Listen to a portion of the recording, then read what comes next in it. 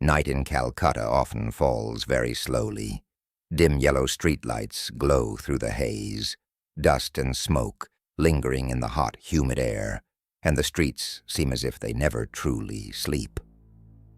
Amid the city's scattered sounds, there are people lying silently along the roadside, without names, without a remembered past, and with little future left to hope for. In that setting, a small woman, wrapped in a white sari edged with blue, bends down very close enough to hear the final breath of a stranger. There are no cameras, no halo of glory. There's only a quiet question echoing in the darkness. When power does not come from guns, money, or official titles, where does it come from? How can a person who holds no political authority at all move the entire world? The story of Mother Teresa is often told as a story of absolute holiness. But tonight, in deep sleep of power, we will tell it more slowly, more deeply, like a lullaby. Not only about compassion, but about moral power, about choices that are difficult to name, and about questions that keep people awake for a long time before sleep finally comes. If you are listening now and feel your breathing begin to slow, stay here with us. Deep sleep of power exists thanks to the support of those who love stories whispered in the night. Do not hesitate to share your reflections and to suggest the figures or themes you would like us to contemplate together in future videos. Because to understand why one woman could become a global symbol, we must travel far back, to another city, another childhood, where everything began quietly, among ruins and the very first prayers of a life. Skopje is not a place people usually turn to when they wish to tell a story about power. It is a small city in the Balkans, where low houses lean quietly along the banks of the Vardar River, where history passes through with heavy yet silent footsteps. At the beginning of the 20th century, Skopje bore the marks of a land divided between East and West, between empires that had already declined and borders that had not yet fully taken shape. There, poverty was not an exceptional tragedy, but a familiar backdrop of everyday life. In the midst of that city, a young girl named Agnes Gongsha Bojakshu grew up in a small Catholic family, part of a minority community. Faith in Skopje was not loud or ostentatious. It lived in evening prayers, in a flickering candle placed by the window, in hymns whispered softly enough not to wake the neighbors. Agnes learned how to pray before she learned how to dream. For her, God was not an abstract concept, but the only refuge in a world that was constantly unstable. Agnes's father was a small businessman who took part in community activities. He taught his daughter about generosity, about responsibility toward others, about not turning away from suffering simply because it did not directly touch one's own life. But that childhood was soon cut short. The sudden death of her father left a deep void in the family, not only economically, but also in the sense of safety it provided. Agnes's mother, from that moment, became the sole pillar of the household, quietly raising her children through diligence, discipline, and an unshakable faith. It was within that scarcity that Agnes began, very early on, to understand one simple truth. Life does not promise fairness. One does not choose where one is born, nor the losses that arrive at the beginning of life. But one can choose how to respond to them. For Agnes's mother, that response was acceptance and perseverance. No bitterness, no complaint, just the resolve to do each day better than the day before, and always to set aside a small portion for those who were worse off. Evenings in Skopje often passed in silence. Agnes sat at a small wooden table, listening to her mother recite prayers, listening to stories about missionaries in faraway lands. India, to her at that time, was only a vague name, associated with images of poverty told in low, compassionate voices. Yet those stories planted something strange in the young girl's mind. The idea that suffering was not only something to be endured, but also a place where human beings could meet one another most deeply. Skopje did not give Agnes material comfort, but it gave her something else. A sense that the world is always fragile. The aging walls, the roads marked by time, the families living tightly packed into small spaces. All of it formed a setting in which people had to rely on one another in order to survive. Compassion here was not a lofty moral choice. It was a reflex of survival. Agnes grew up faster than her years. She soon recognized that insecurity was not an abnormal condition, but the underlying state of life itself. And perhaps because of that, she did not seek an easy existence. While other young girls dreamed of family, of a stable future, Agnes found herself drawn to the idea of leaving, not to escape Skopje, but to step more deeply into that very insecurity on a larger scale. What is remarkable is this: Agnes's vocation did not arise from abundance, nor from a sheltered childhood. It emerged from absence. From a dining table she missed her father, from the tired eyes of her mother each evening, from the sense that the world owed human beings nothing, and that for this very reason, all that is good must be created through conscious choice. In retrospect, Skopje was not merely the place where Agnes was born. It was a silent school, where she learned about loss, about inner discipline, and about the endurance of faith when there are no guarantees. There were no miracles, no signs foretelling that this girl would one day become a global symbol, only days that repeated themselves, in which compassion was forged as a habit, not as a slogan. And then, like many young people living in small cities, Agnes began to feel that the world around her was too narrow, not because it lacked meaning, but because the questions within her were growing larger. Questions about suffering, about God, about whether a human life could be entirely given to others. These questions were not loud. They grew very slowly, like the Vardar River, quiet, yet never stopping. There are moments in life when a person has not yet departed, yet their mind already stands at a threshold. Agnes Gongsha-Bojaxiu, the girl from Skopje, reached that threshold very early, and in the silence of her final prayers in her homeland, a thought began to take shape. Some callings do not come from the outside, but from the emptiness within. Not long after, that calling would lead her away from Skopje, away from her family, and away from a life many would consider sufficiently safe. But that is the story of another choice, the first choice, and also the one from which there would be no turning back. There are moments in a human life that are not loud, not dramatic, yet powerful enough to change the entire direction ahead. They do not arrive like a bolt of lightning or a clear revelation. They come slowly, very slowly, like a thought repeated so many times that it can no longer be ignored. For Agnes Gongsha-Bojaxiu, the first calling came in just this way.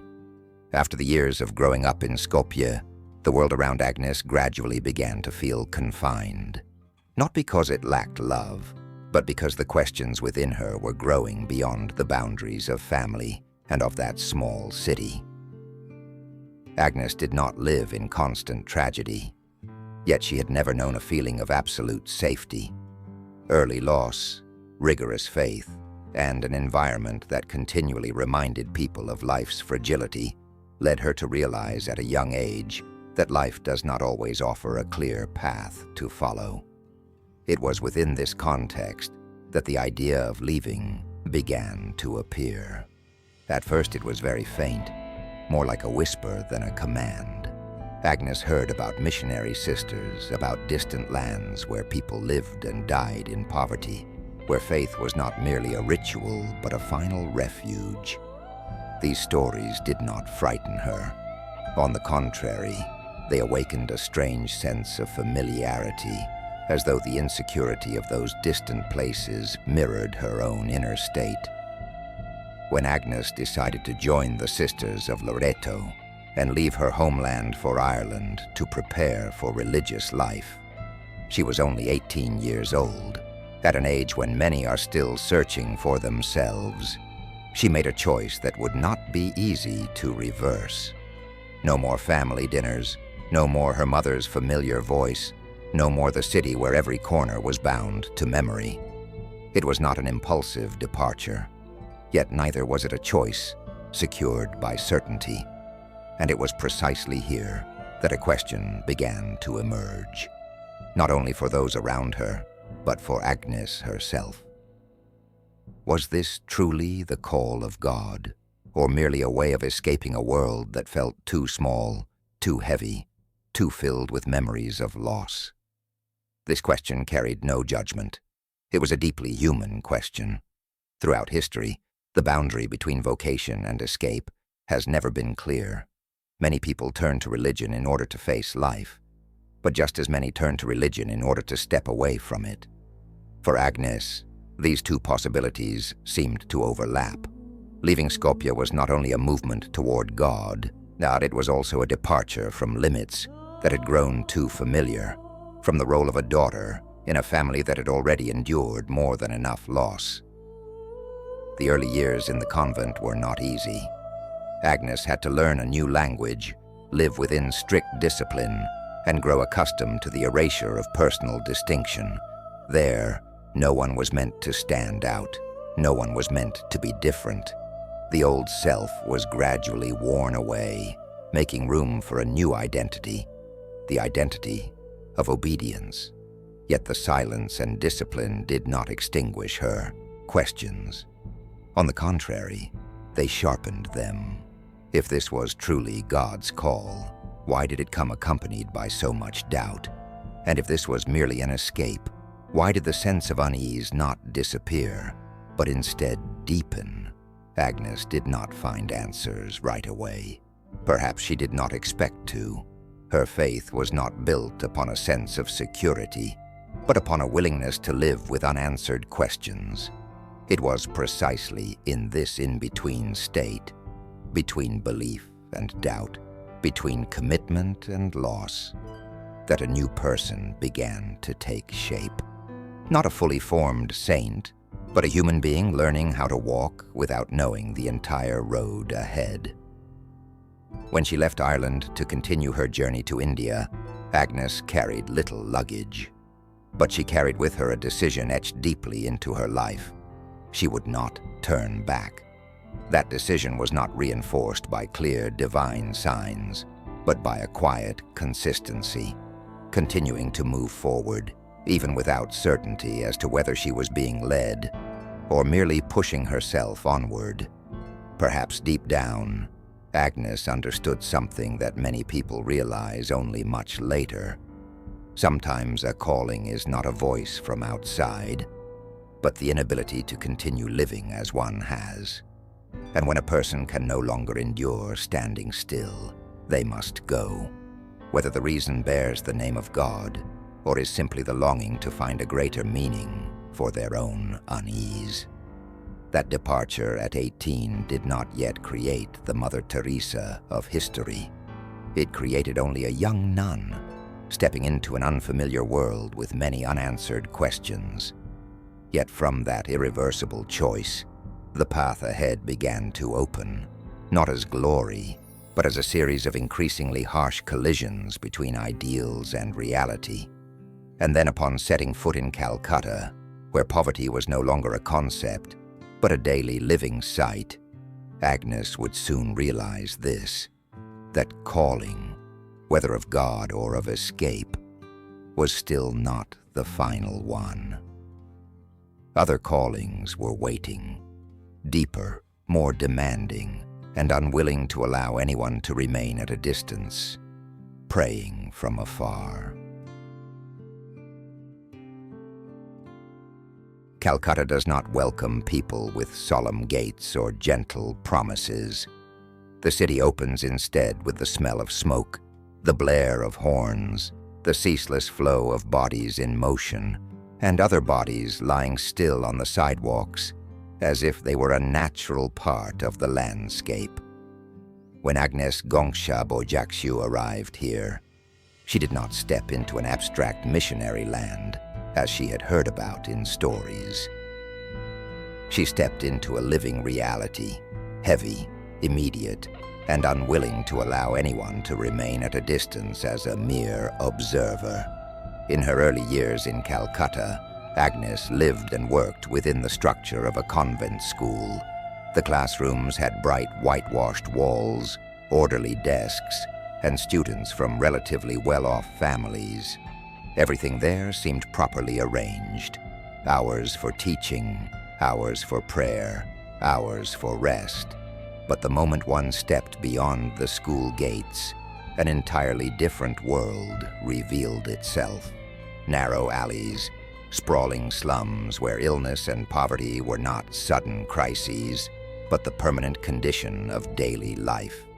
This contrast did not strike like an immediate violent shock. It seeped in gradually, day by day, week by week. Agnes saw emaciated women sitting by the roadside, children sleeping on bare ground, people dying and left behind because there was no one left to care for them.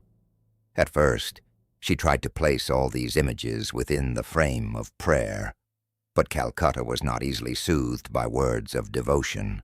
It was too close, too real, and too persistent. Here, the ideal Agnes carried with her, serving God through religious life, began to collide with a very concrete question.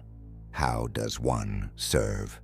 Teaching, praying, living with discipline, all of these had value. Yet before the people slowly dying outside, those values suddenly felt fragile. Not because they were wrong, but because they were not enough.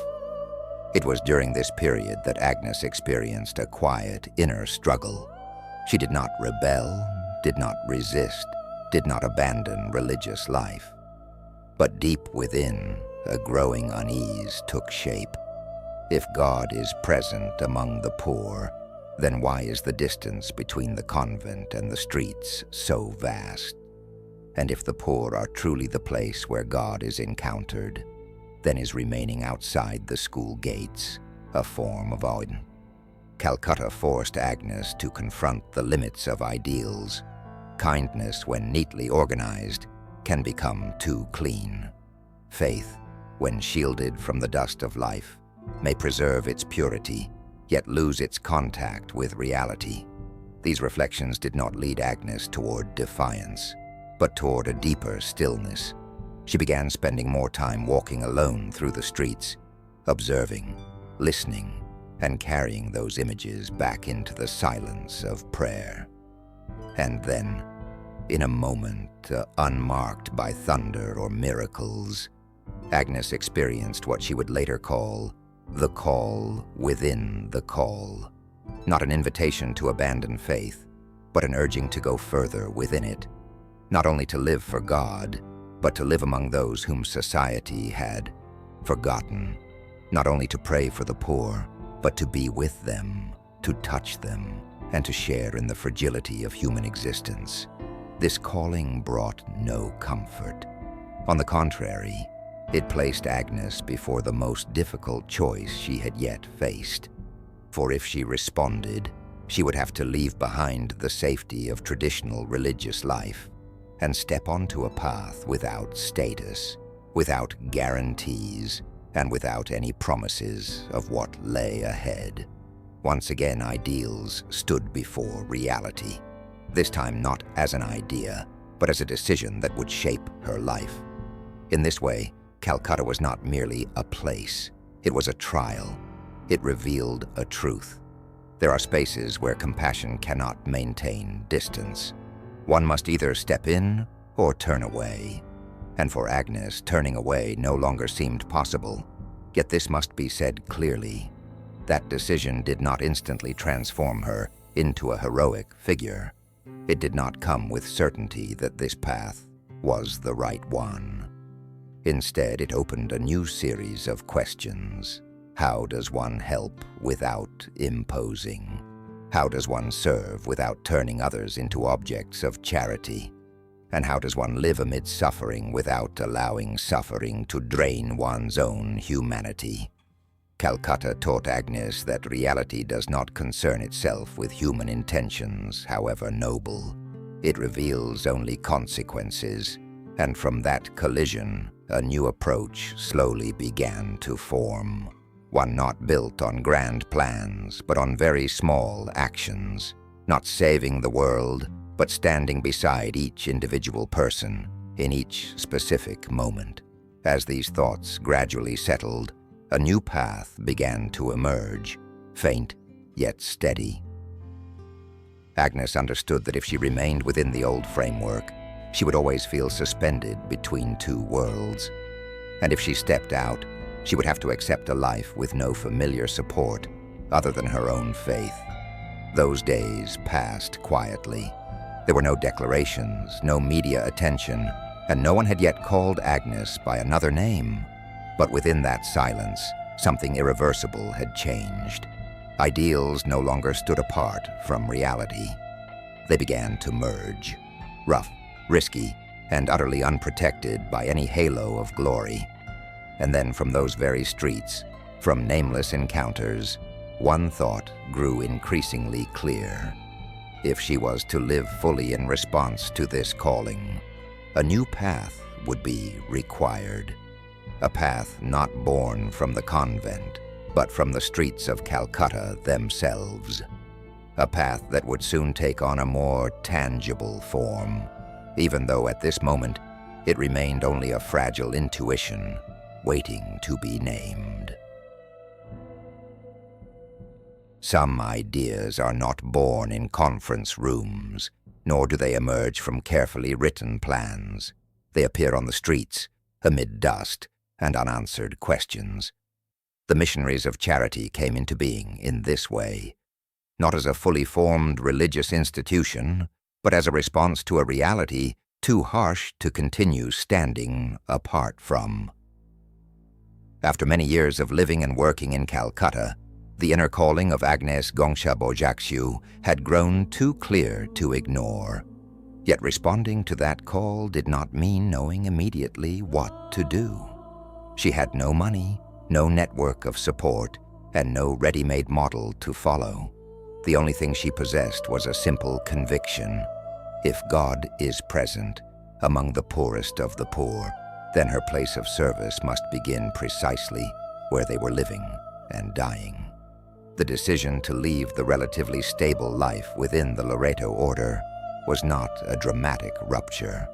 It happened quietly, almost without notice. Agnes sought permission to live among the poor, wearing a white sari edged in blue, not as a symbol, but as a way to blend into the lives of those around her. At that time, she was not yet called Mother Teresa. She was simply a woman walking the streets, learning how to be present without any protective layer other than her own faith. The Missionaries of Charity were officially founded in 1950, but the spirit of the order existed before that. In moments of bending down beside the dying, in sleepless nights on sidewalks, in the patient repetition of very small acts. This order was not created to solve poverty as a broad social problem. It was created to answer a far more immediate question. What does one do when a human being is dying before one's eyes? The special vow of the Missionaries of Charity, to serve the poorest of the poor, may sound like a slogan. In reality, it is a demanding obligation. It prevents the sisters from choosing easy cases, from seeking places where results are visible or where the images are appealing. Service here means accepting failure, accepting the inability to change fate, and accepting that sometimes the only thing one can do is to remain beside another. The near absolute simplicity of the order is not merely a lifestyle, but an ethical statement. No personal possessions, no excess comforts, no clear distance between the one who helps and the one who is helped. The sisters of the Missionaries of Charity live very close to the lives they serve, in both space and experience. They eat simply, sleep in austere conditions, and accept a life with little privacy. In a world increasingly devoted to efficiency and optimization, this way of living seems to run counter to all familiar logic. Yet it is precisely here that another form of power begins to take shape. Not the power of large institutions, but the power of consistency. When a person lives in accordance with what they profess day after day, in the smallest of actions, their presence begins to exert influence. The Missionaries of Charity do not persuade the world through arguments. They persuade by staying. Gradually, others begin to notice, not because the order accomplishes grand achievements, but because it does what few are willing to do, lifting a person abandoned on the street, washing a body no one else will touch, sitting beside someone who no longer has a voice. When such actions are repeated long enough, they begin to touch something deeper within society, the sense that there are values that cannot be measured by outcomes. Nevertheless, the emergence of the Missionaries of Charity also raised its first questions, even while it was still very small. What does serving the poorest of the poor truly mean in practice? Does caring for someone to die with dignity amount to accepting death rather than resisting it? And is absolute simplicity always a virtue? Or can it sometimes become a self-imposed limitation? At this stage, these questions were not raised publicly. They existed quietly, like small ripples beneath the surface of admiration. For at that time, the Missionaries of Charity were still seen as a necessary response to a reality that was overwhelmingly cruel. In a city where many died without ever being named, the simple fact that someone was willing to remain with them, even if only in their final hours, was already something rare. Perhaps it was this radical focus on each individual person that allowed the order to grow in its own way. There was no strategy for expansion, no global plan. There was only one guiding principle: go where others do not go, and stay when others leave. From Calcutta, this spirit began to spread elsewhere, carrying with it the same fundamental question: if we cannot change the world, can we at least change the way a person leaves it? In its early stage, the Missionaries of Charity were not yet a global symbol. They were a living experiment, an experiment in how far compassion can reach when it is not shielded by power, money, or fame. And like all experiments, it contained both potential and risk, both light and areas still left unexamined. As the order gradually became more widely known, as the number of sisters increased, and as attention from the outside world began to converge, a new phase would open, a phase in which the small acts on the streets of Calcutta would no longer remain a local story, but would become the image of a global ideal. And along with that light, new questions, more complex, more difficult to avoid, would begin to emerge. There are places no one wishes to enter because merely standing at the threshold forces a person to confront what they may have spent an entire lifetime avoiding: death.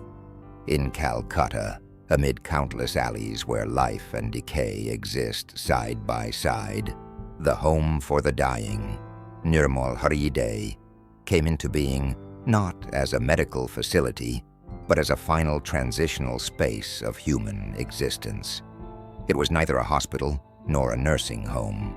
It was a place for those whom the world had left behind, precisely at the most fragile moment of their lives. Nirmal Hriday was opened in an old building near the Kali temple, where the dying had once been abandoned on sidewalks, beside drains, or at temple gates. The missionaries of charity did not come there to cure illness in the modern medical sense. They came to wash bodies, to provide food and water, and, most importantly, to remain present. For many, it was the first time in a very long while that they were treated as human beings, rather than met with an averted gaze. Here compassion was not expressed through grand gestures. It appeared in the smallest of acts: a thin blanket, a spoonful of water, a hand placed gently on a forehead. The sisters promised nothing beyond their capacity. They did not promise survival. They promised only that no one would die alone, no one would die in filth or in oblivion. It was precisely this point that over time became the center of an unavoidable ethical question. Is caring for a person so that they may die with dignity an act of compassion, or an acceptance of death rather than an effort to resist it? When medicine is capable of prolonging life, does the choice not to intervene deeply represent a deliberate stance, or a limitation concealed beneath moral language? Supporters of Mother Teresa viewed Nirmal Hriday as a testament to pure humanity. In a society where human worth is often measured by productivity or contribution, this place returned to the dying something seemingly simple: presence. For them, dignity lay not in living longer, but in how a person is treated when they have nothing left to offer in return. Skeptics, however, raised different questions. They pointed out that many of those brought to the home for the dying could, in fact, have been treated if transferred to hospitals in time. The lack of strong pain medication and advanced medical intervention, they argued, was not merely a limitation of resources, but reflected a religious view that regarded suffering as inevitable, even meaningful, within human life. Here the boundary between belief and responsibility began to blur. Mother Teresa often spoke of suffering as a way for human beings to draw closer to God. For her, pain was not only something to be avoided, but also a site of spiritual encounter.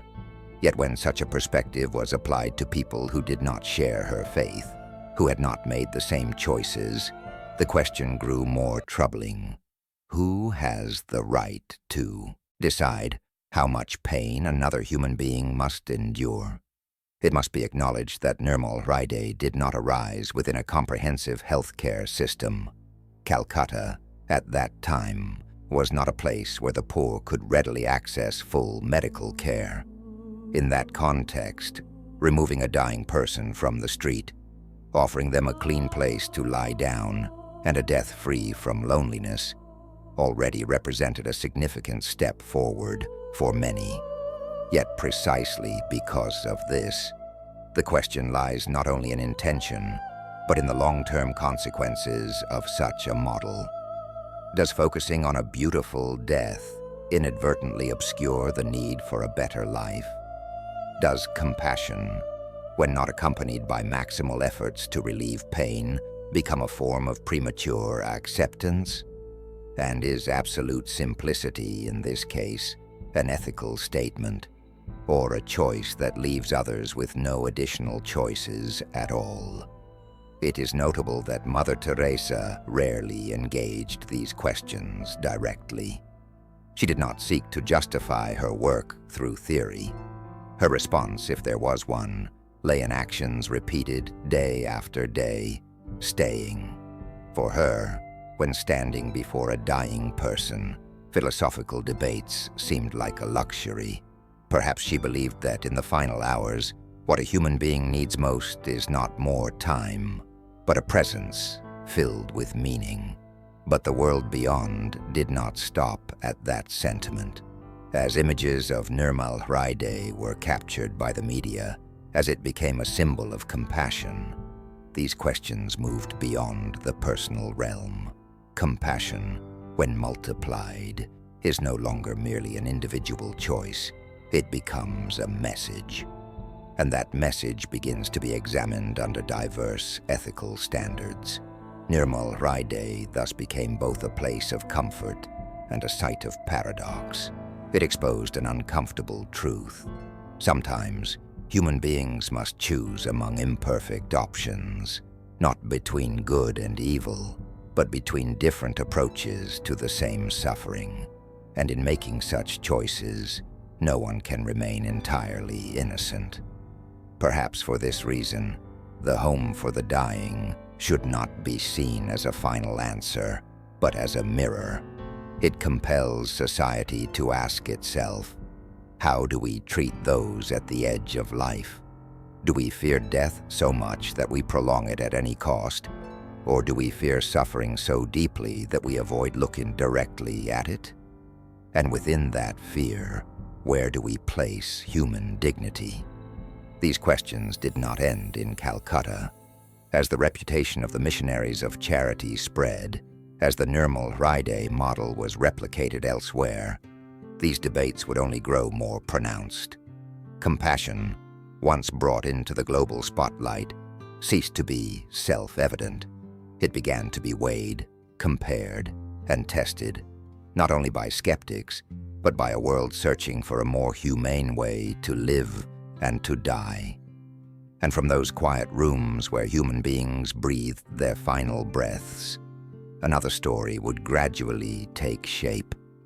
A story of fame, of the world's gaze, and of how a small act on the streets of Calcutta could become a symbol into which all of humanity would look. There are moments in a human life that are not loud, not dramatic, yet powerful enough to change the entire direction ahead. They do not arrive like a bolt of lightning or a clear revelation. They come slowly, very slowly, like a thought repeated so many times that it can no longer be ignored. For Agnes Gongsha-Bojakshiu, the first calling came in just this way. After the years of growing up in Skopje, the world around Agnes gradually began to feel confined. Not because it lacked love, but because the questions within her were growing beyond the boundaries of family and of that small city. Agnes did not live in constant tragedy, yet she had never known a feeling of absolute safety. Early loss, rigorous faith, and an environment that continually reminded people of life's fragility led her to realize at a young age that life does not always offer a clear path to follow. It was within this context that the idea of leaving began to appear. At first it was very faint, more like a whisper than a command. Agnes heard about missionary sisters, about distant lands where people lived and died in poverty, where faith was not merely a ritual but a final refuge. These stories did not frighten her. On the contrary, they awakened a strange sense of familiarity, as though the insecurity of those distant places mirrored her own inner state.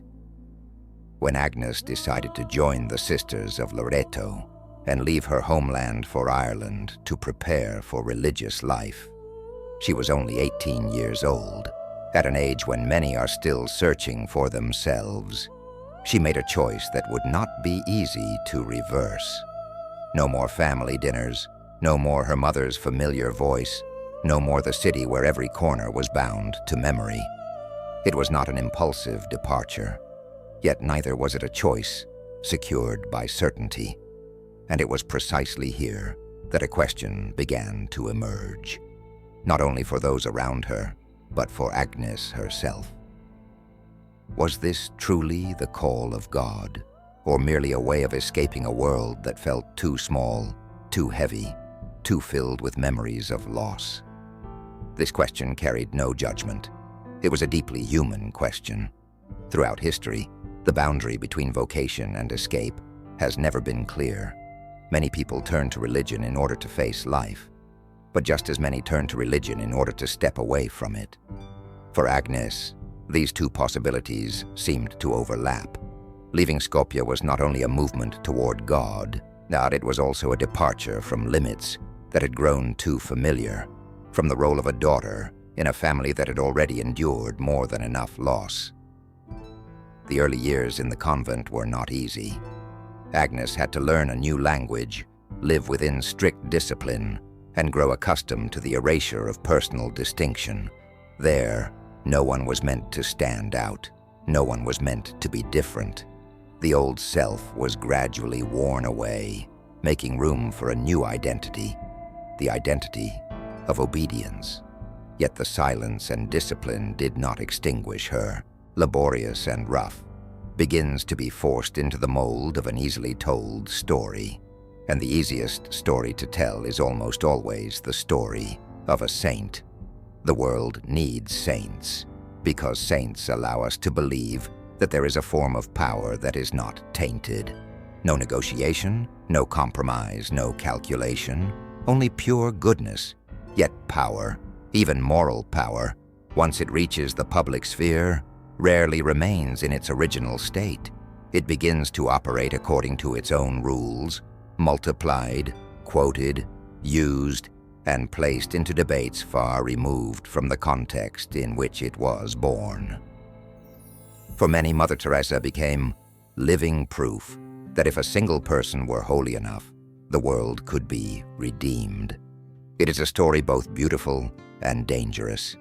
Beautiful because it awakens hope. Dangerous because it can obscure larger questions. Poverty is not merely a lack of love, but the consequence of economic structures, political systems, and enduring inequalities. A saint may wipe away tears, but cannot alone change the systems that produce them. And so, even as the media elevated Mother Teresa, the story of Calcutta itself was simplified. Calcutta began to be seen as a backdrop of suffering, meant to highlight the light. But suffering, when turned into a backdrop, risks losing its human depth. The poorest of the poor, paradoxically, became part of the scenery in the story of a saint, rather than subjects with their own voices and independent dignity. This is a point that requires frankness, but a gentle tone. Near absolute reverence can sometimes function as a form of paralysis. It causes society to stop asking questions, because questioning seems tantamount to offense. It pushes uncomfortable ethical issues, such as minimal medical care, the use of donated funds, relationships with powerful figures, temporarily aside, as if the light were already strong enough that closer scrutiny were unnecessary. Yet in truth, the brighter the light, the sharper the outline of the shadows. As fame spread, it also changed the way the missionaries of charity operated. As the number of homes, sisters, and people in need increased, the original spontaneity inevitably encountered organization. Organization, however simple, requires procedures, allocation, and decisions. And here a new question arose. When compassion becomes a global network, can it retain the softness of an individual act? Or does it become a system governed by rigid principles? Perhaps this was the moment when Mother Teresa entered the space between two worlds, the world of the streets and the world of symbols. She was no longer only the woman bending down on the sidewalk. She began to be invited into formal settings, to meet powerful figures, to stand before cameras, microphones, and audiences where every word could become a message. And the world, once it has created a symbol, always wants the symbol to speak. Yet Mother Teresa appeared in a curious way. Her silence, or the extreme spareness of her words, made the symbol even stronger. In an era of long speeches and grand theories, her simplicity carried the weight of truth. And from here, the door to a larger stage opened. A stage where a person is honored not only for what they do, but for what they represent. Night continued to fall over Calcutta, and in the rooms of Nirmal Hriday, Final breaths were still being drawn, but elsewhere in the world, brighter lights were waiting. More formal invitations were arriving, and within that current, a moment would emerge as a turning point. The moment when fame was sealed with official recognition, when moral authority reached the height of global validation, and from which, inevitably, the questions would become harder to avoid than ever before. There are boundaries in human life that are difficult to name because they lie between the sacred and the deeply human. Faith is one such boundary. It can be the deepest source of comfort, but it can also become the most sensitive point of friction when it touches others. In the story of Mother Teresa, no subject has generated longer or more persistent debate than that of faith and conversion. For Mother Teresa, faith was not an abstract idea. It was the center of her life, her reason for being, the energy behind every action. She did not hide this. She spoke of God as a living reality, present in every poor person, every suffering body, every weakening breath. Serving the poor for her could not be separated from serving God. The two merged so completely that no clear boundary remained. It was precisely this merging, when placed within a multi-religious context like India, that began to raise difficult questions.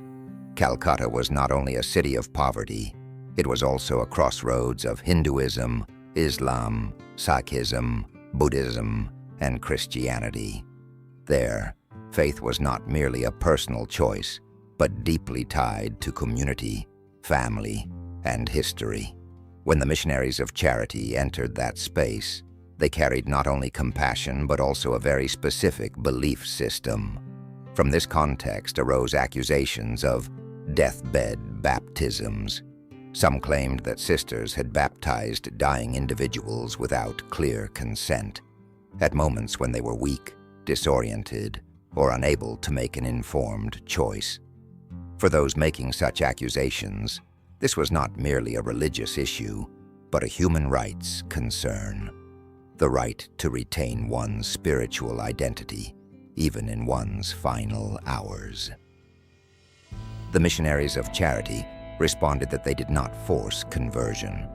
According to them, baptisms were performed either at the expressed wish of the individual or as a sacred gesture of love in the moment of death. In this view, bringing a person to God, even in their final moments, was the greatest gift one could offer, not for counting numbers, not for expanding a religion, but for the salvation of the soul.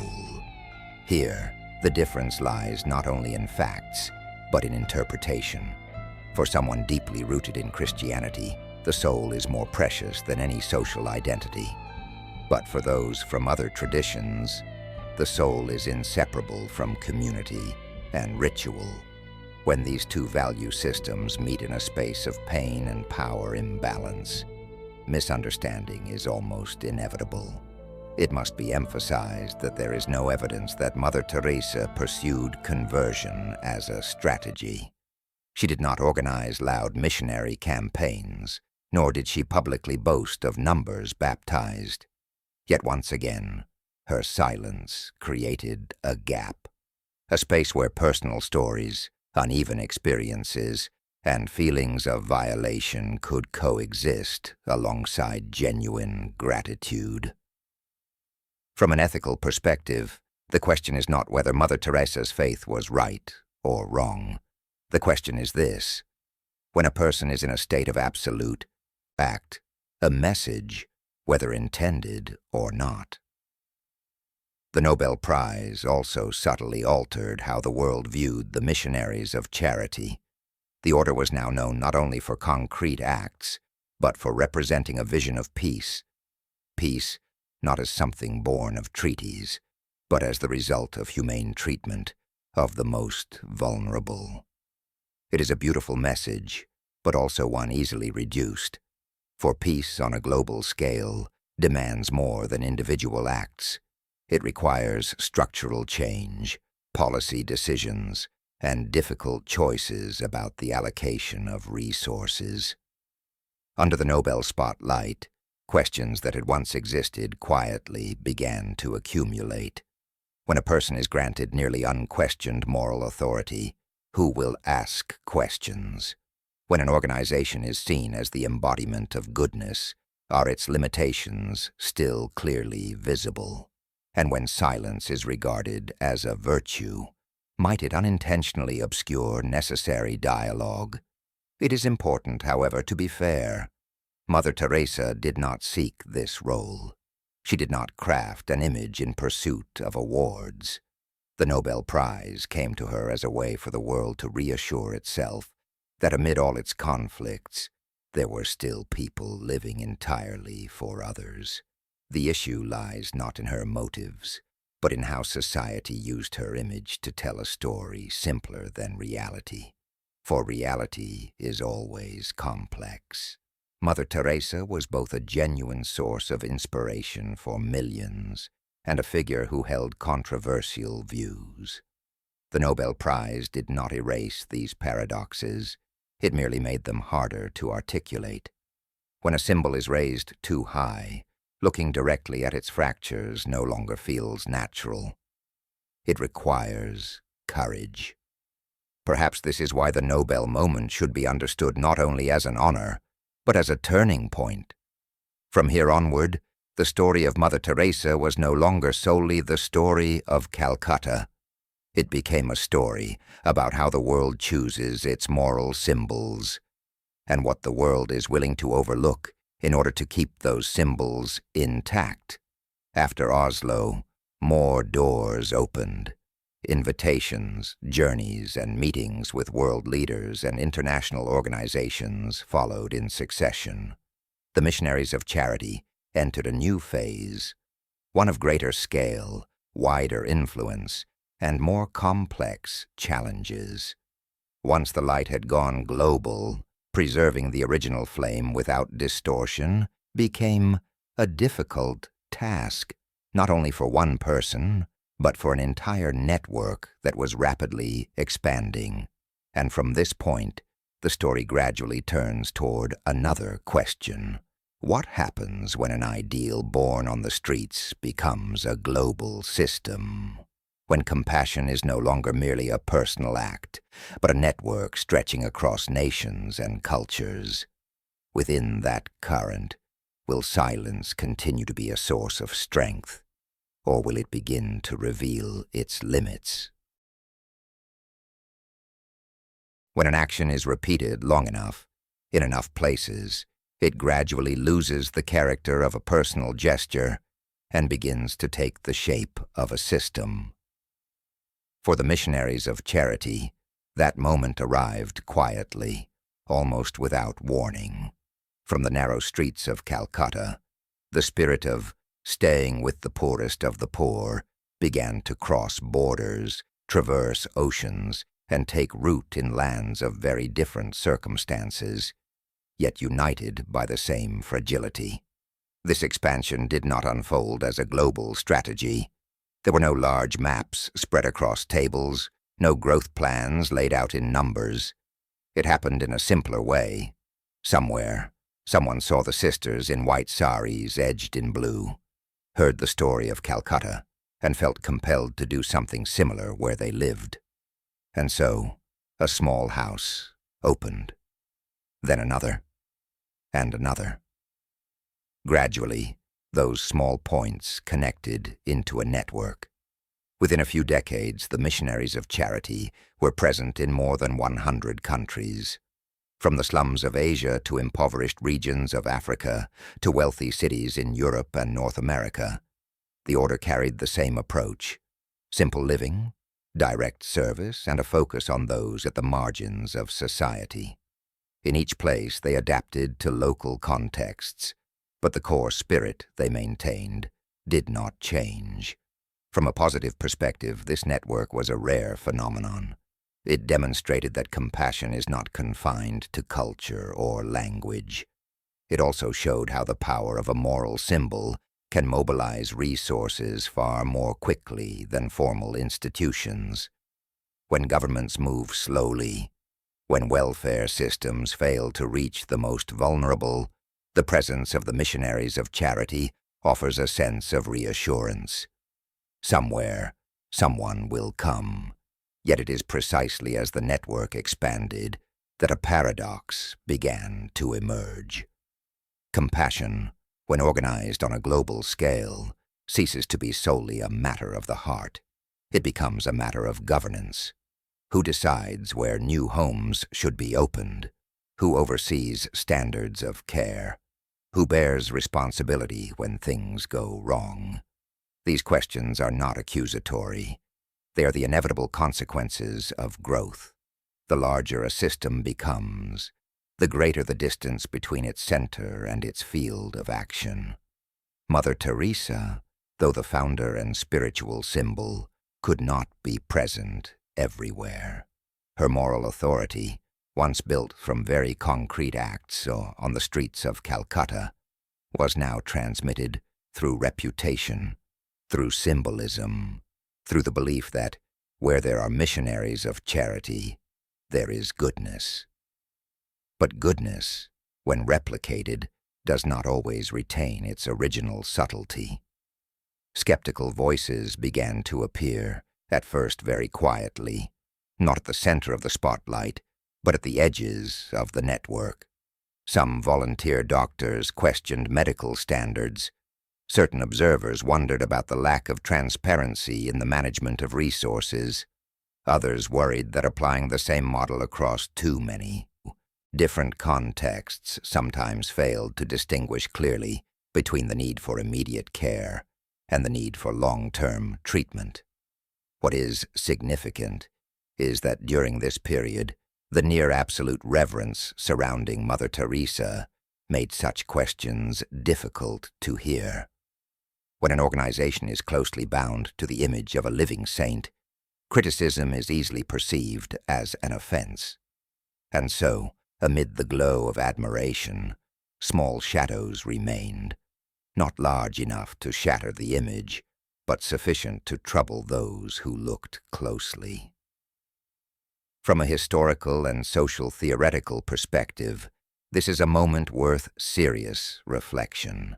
The missionaries of charity represented an ethical model grounded in the individual and in symbolism, quite different from state welfare systems or modern NGOs, which rely on procedures and verification. Each model has its strengths, but also its limits. When a personalized model expands too rapidly, the central question shifts from, are the intentions pure, to, is the structure strong enough to avoid harming those it seeks to protect? Mother Teresa appeared to grasp this paradox to some degree, yet she did not choose to address it by fundamentally altering the model. She continued to emphasize simplicity, faith, and doing small things with great love. For her, preserving the original flame from becoming mechanical mattered more than perfecting the system.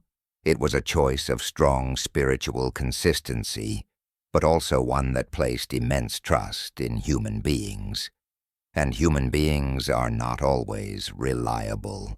In many parts of the world, the presence of the missionaries of charity genuinely rescued those who had been abandoned. The meals, shelter, and attention they provided cannot be denied. Yet alongside this, there were also places where the line between compassion and professional responsibility became blurred. As the network grew, the impact of each small decision no longer affected only a few individuals, but spread across thousands, even tens of thousands of lives. Perhaps the most important task at this stage is not judgment, but recognition. Recognition that an ideal born on the streets, once it becomes a global network, cannot avoid transformation. Recognition that absolute reverence can be a powerful motivator, but can also slow the necessary conversations. And recognition that kindness, to be truly sustainable, requires not only heart, but also difficult questions. In the quiet of small houses scattered across the world, the missionaries of charity continued their work. Somewhere, a sister bends down to wipe the face of an elderly person. Elsewhere, a volunteer learns how to be present without expecting clear results. Those moments retain their original value. But on a broader plane, the story has turned a new page. One where the light is no longer simple, and where ethical questions begin to line up, waiting to be named. And from that global network, from a spread that seemed to require no verification, a new current of reflection would slowly take shape. A reflection not intended to deny what had been done, but to ask more deeply, when compassion becomes power, who will help it examine itself? There are decisions that appear to be choices until one looks more closely and realizes that behind them lies an entire network of invisible constraints.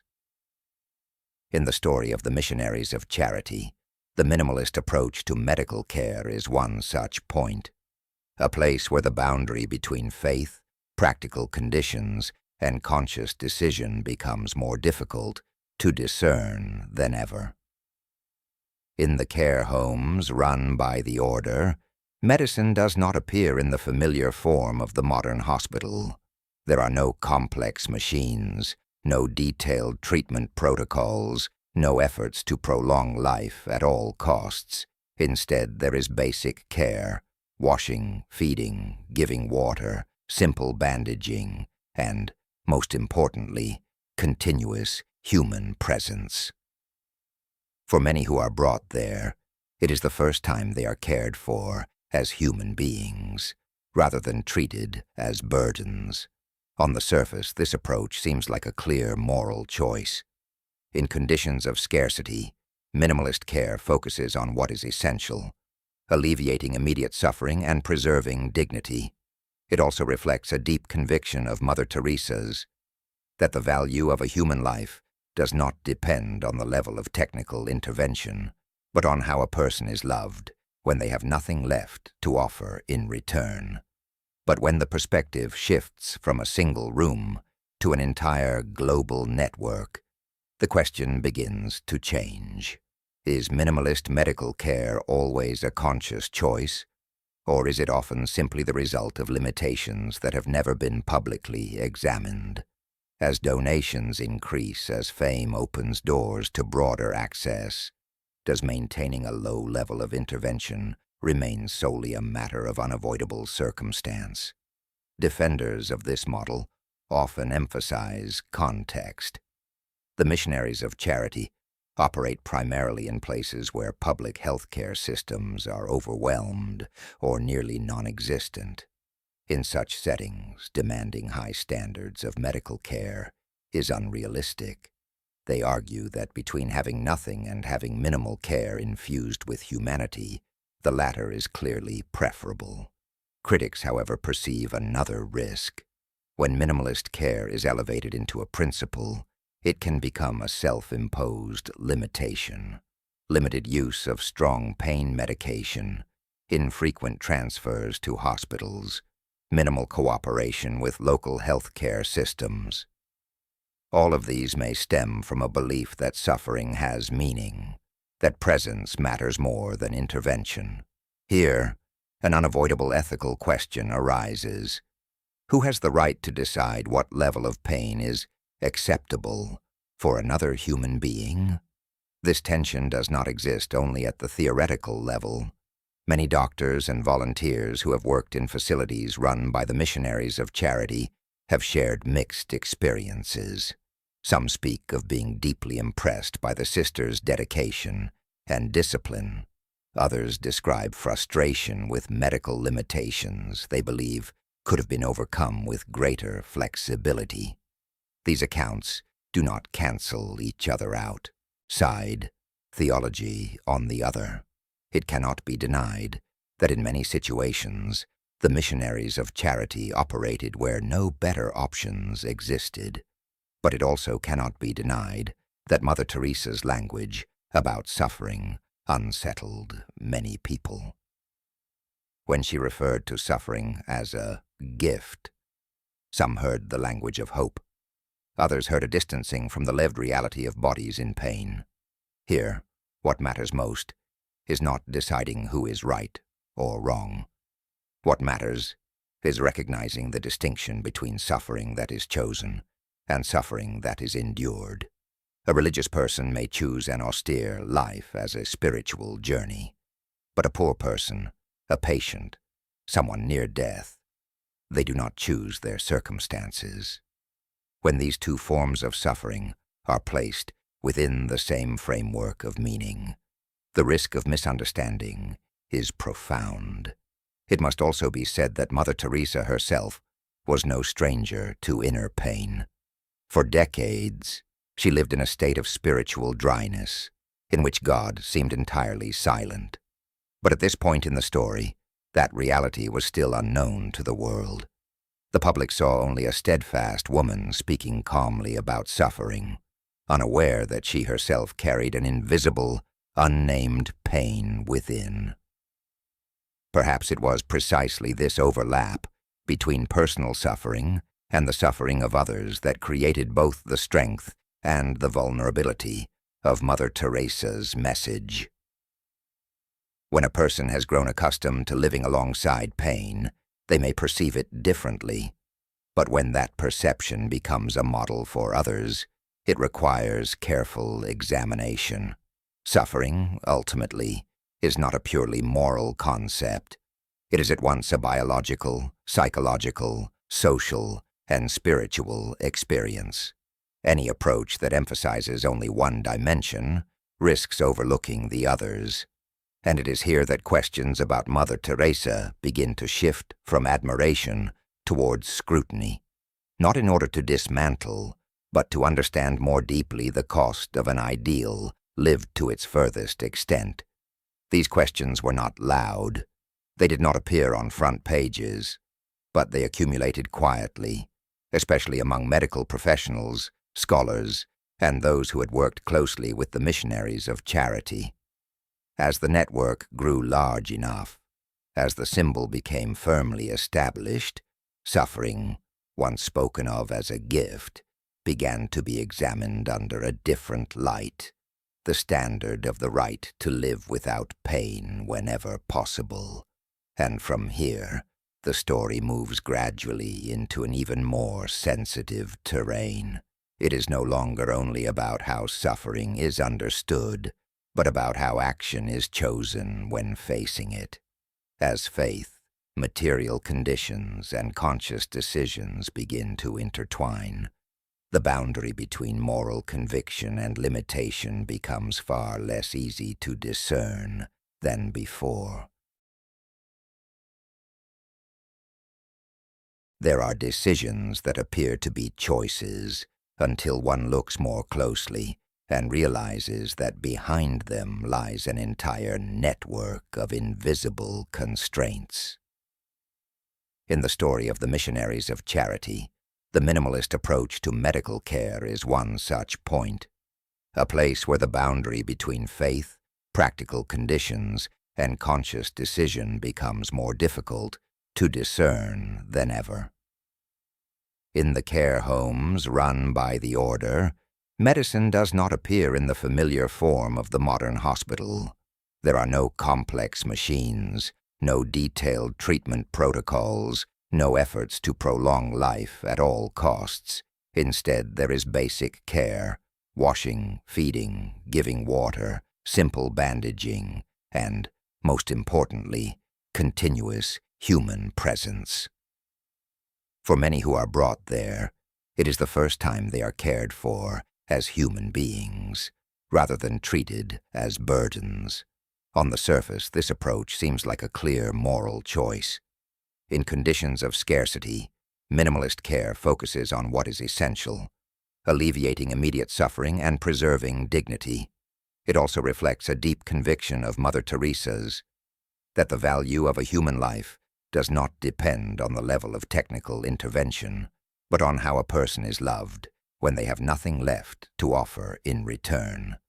But when the perspective shifts from a single room to an entire global network, the question begins to change. Is minimalist medical care always a conscious choice, or is it often simply the result of limitations that have never been publicly examined?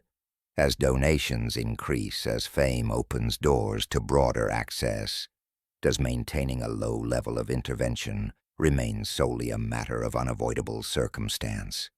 Defenders of this model often emphasize context.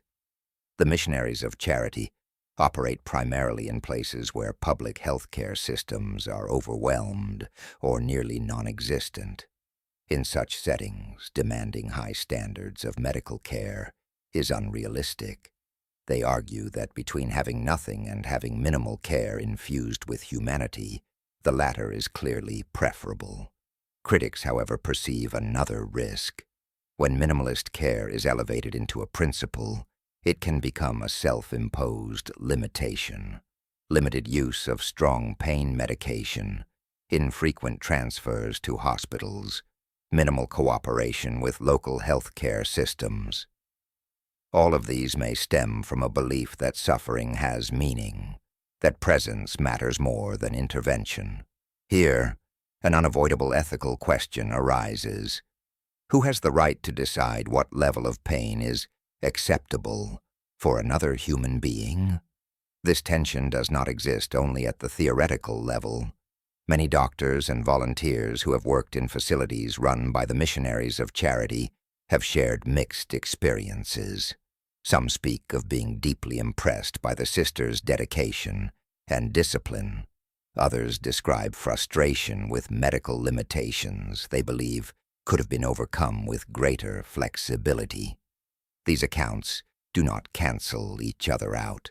They reflect a complex reality in which good intentions do not always lead to optimal outcomes. Here, it is necessary to distinguish clearly between three different layers. First is religious belief, the way Mother Teresa and the Order understand suffering as part of spiritual life. Second are practical conditions, impoverished environments where medical options are always constrained. And third, most crucial, is conscious decision. When the capacity to do more exists, does choosing not to do so remain an inevitable consequence, or does it become a doctrinal choice? It is this third layer that makes the story particularly sensitive. When an organization operates in the global spotlight, it is no longer accountable only to local circumstances, but also to more universal ethical standards. Modern medicine is imperfect, but it rests on a principle that is difficult to dismiss. If pain can be reduced without causing greater harm, it should be reduced. When that principle is set aside for reasons of belief, the conversation cannot remain solely at the level of emotion. In her public statements, Mother Teresa rarely addressed medical details. She spoke in moral and spiritual language, not in technical terms. For her, medical care was not an end in itself, but part of the act of presence. This allowed her to maintain inner consistency, but it also created a gap in dialogue with those who came from different value systems. Over time, that gap began to be filled with questions. Not questions about motive. Few doubted Mother Teresa's sincerity, but about consequences. When thousands, tens of thousands of people pass through a single model of care, the repeated choices involved are no longer personal details. They become implicit policy, even if they are never named as such. What is worth reflecting on is this. Minimalist medical care can be an act of resistance against a world overly dependent on technology. It reminds us that human beings are not merely clinical cases. But when resistance becomes the sole standard, it also risks overlooking achievements that have allowed millions to live with less pain. Between these two extremes, Balance requires dialogue, something that symbols, when revered too absolutely, often do not encourage. Perhaps it is here that the story of Mother Teresa enters a new phase. It is no longer only about questions of the meaning of suffering, but about very concrete questions of responsibility. When faith guides action, who will ask questions when that action reaches the limits of another person? And when compassion becomes power, will that power accept being questioned? These questions do not dismantle Mother Teresa's legacy. On the contrary, they reveal that the legacy has grown large enough to no longer stand outside scrutiny. When the light is strong enough, it illuminates not only what is beautiful, but also the complex contours of reality. And from those contours, another story is waiting to be told. A story about money, about resources, and about how they are used in the name of goodness. When compassion is scaled up, money almost always appears, not as a goal, but as a consequence. For the missionaries of charity, this happened far more quickly than many expected.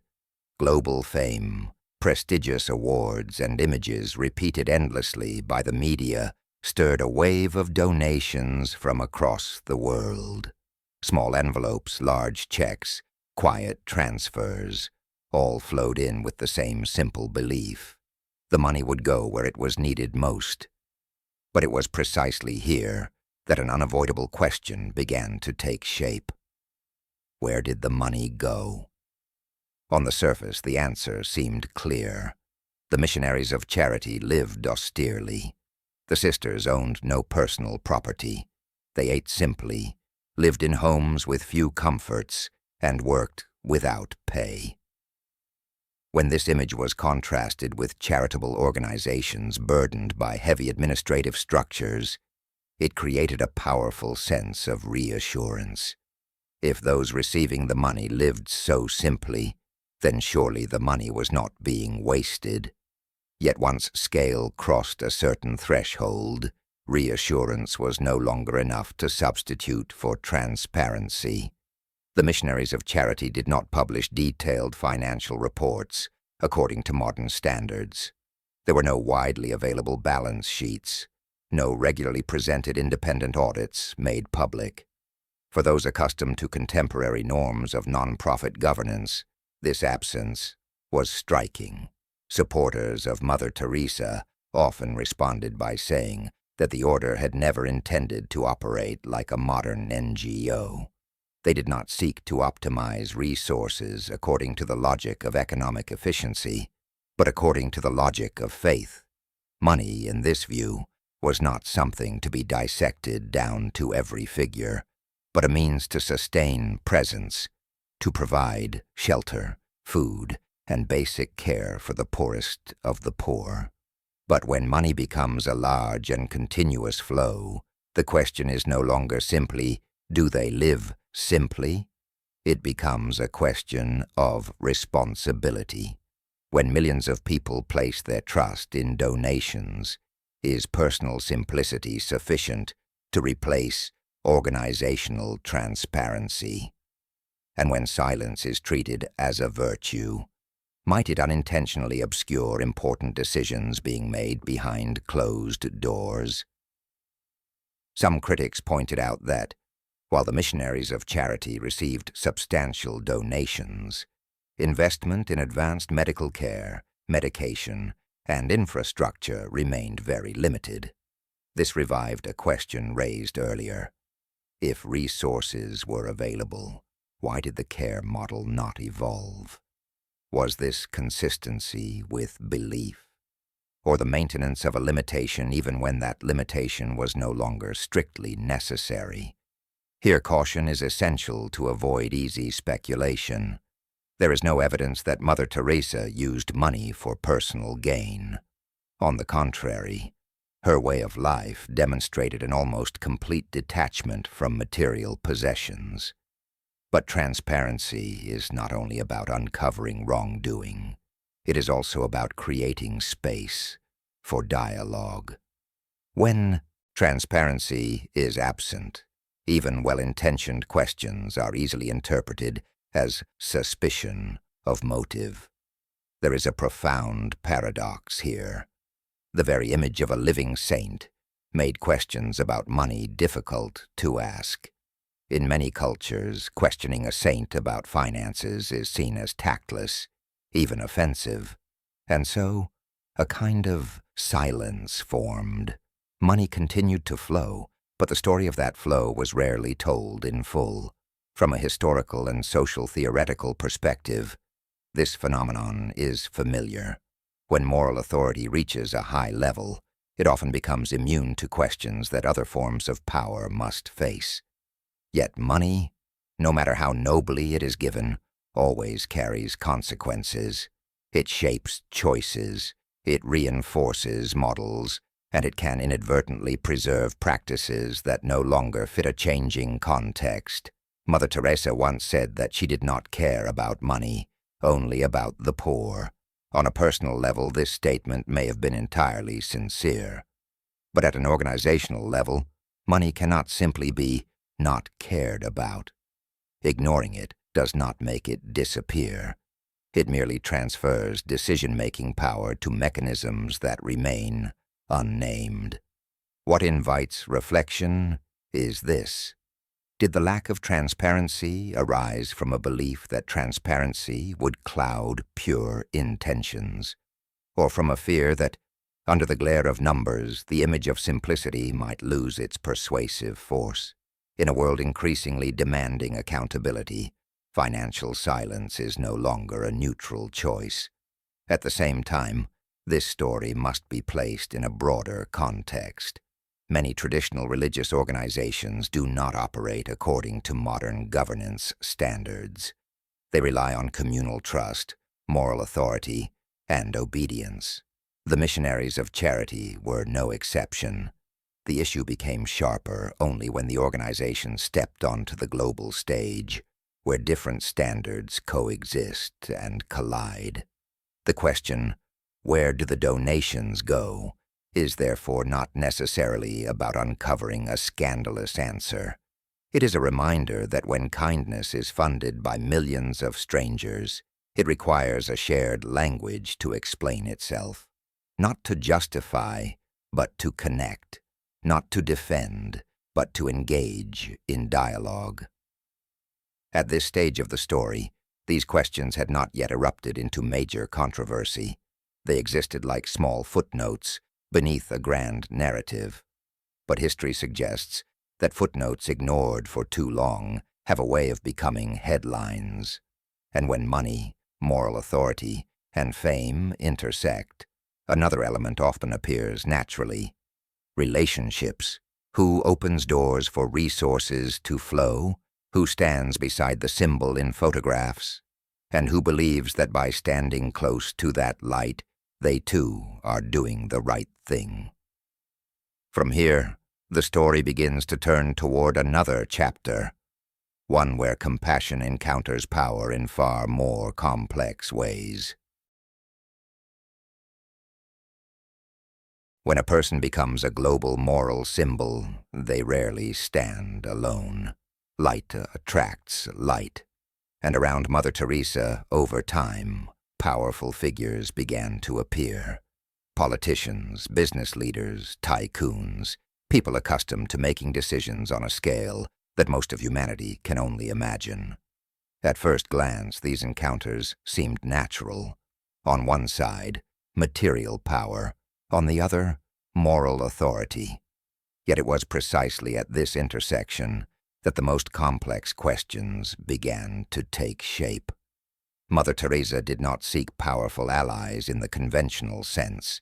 She did not build political networks, engage in lobbying, or participate in behind-the-scenes bargaining. But her fame, especially after the Nobel Prize, drew powerful people to her. They came with varied motives. Some genuinely wanted to help. Some wished to stand close to a moral symbol. Some sought solace for their conscience. And others hoped that the light of compassion might reflect back upon themselves. Among these relationships were names that stirred controversy. Mother Teresa accepted support from figures heavily criticized for corruption, repression, or abuse of power. She appeared alongside people who, in the eyes of many observers, represented the very structures that produced injustice. This raised a difficult question. When money and power come from tainted sources, does accepting them compromise the original purpose? Those who defend Mother Teresa often present a consistent argument. Money is merely a tool. For the poor, the origin of money matters less than how it is used. If a donation can build shelter, provide food, or care for the dying, then refusing it because the donor is imperfect may be seen as a form of moral luxury, something the poor cannot afford. This argument carries strong persuasive force, especially in urgent contexts, yet it also opens an unavoidable ethical gray zone. When a moral symbol accepts money from controversial sources, the act no longer carries only a practical meaning. It becomes a signal that standing beside goodness may soften questions of accountability. According to many accounts, Mother Teresa was not interested in politics. She did not comment on regimes, nor did she publicly condemn those whose actions may have caused suffering that their money helped to alleviate. For her, meeting powerful people was simply an opportunity to remind them of the poor. But once again, her silence carried multiple meanings. For supporters, it reflected unwavering focus. For skeptics, it appeared as an avoidance of necessary dialogue. Here it is crucial to distinguish between personal intention and symbolic impact. Mother Teresa's intention may have been entirely pure, to use every available resource to serve the poor. But the impact of standing alongside powerful figures extends beyond intention. A photograph, a handshake, a public word of praise, all can be used as moral legitimation for individuals and systems already under scrutiny. History shows that moral authority and political power are always in a tense relationship. Political power seeks legitimacy. Moral authority requires resources to survive. When these two forms of power meet, boundaries are not always preserved. At times, the very encounter blurs the question, who is using whom? Some critics argue that by not placing public conditions on powerful donors, Mother Teresa missed an opportunity to use her position as a tool of moral challenge. She might have demanded accountability, transparency, or at least acknowledgement of wrongdoing, but she did not.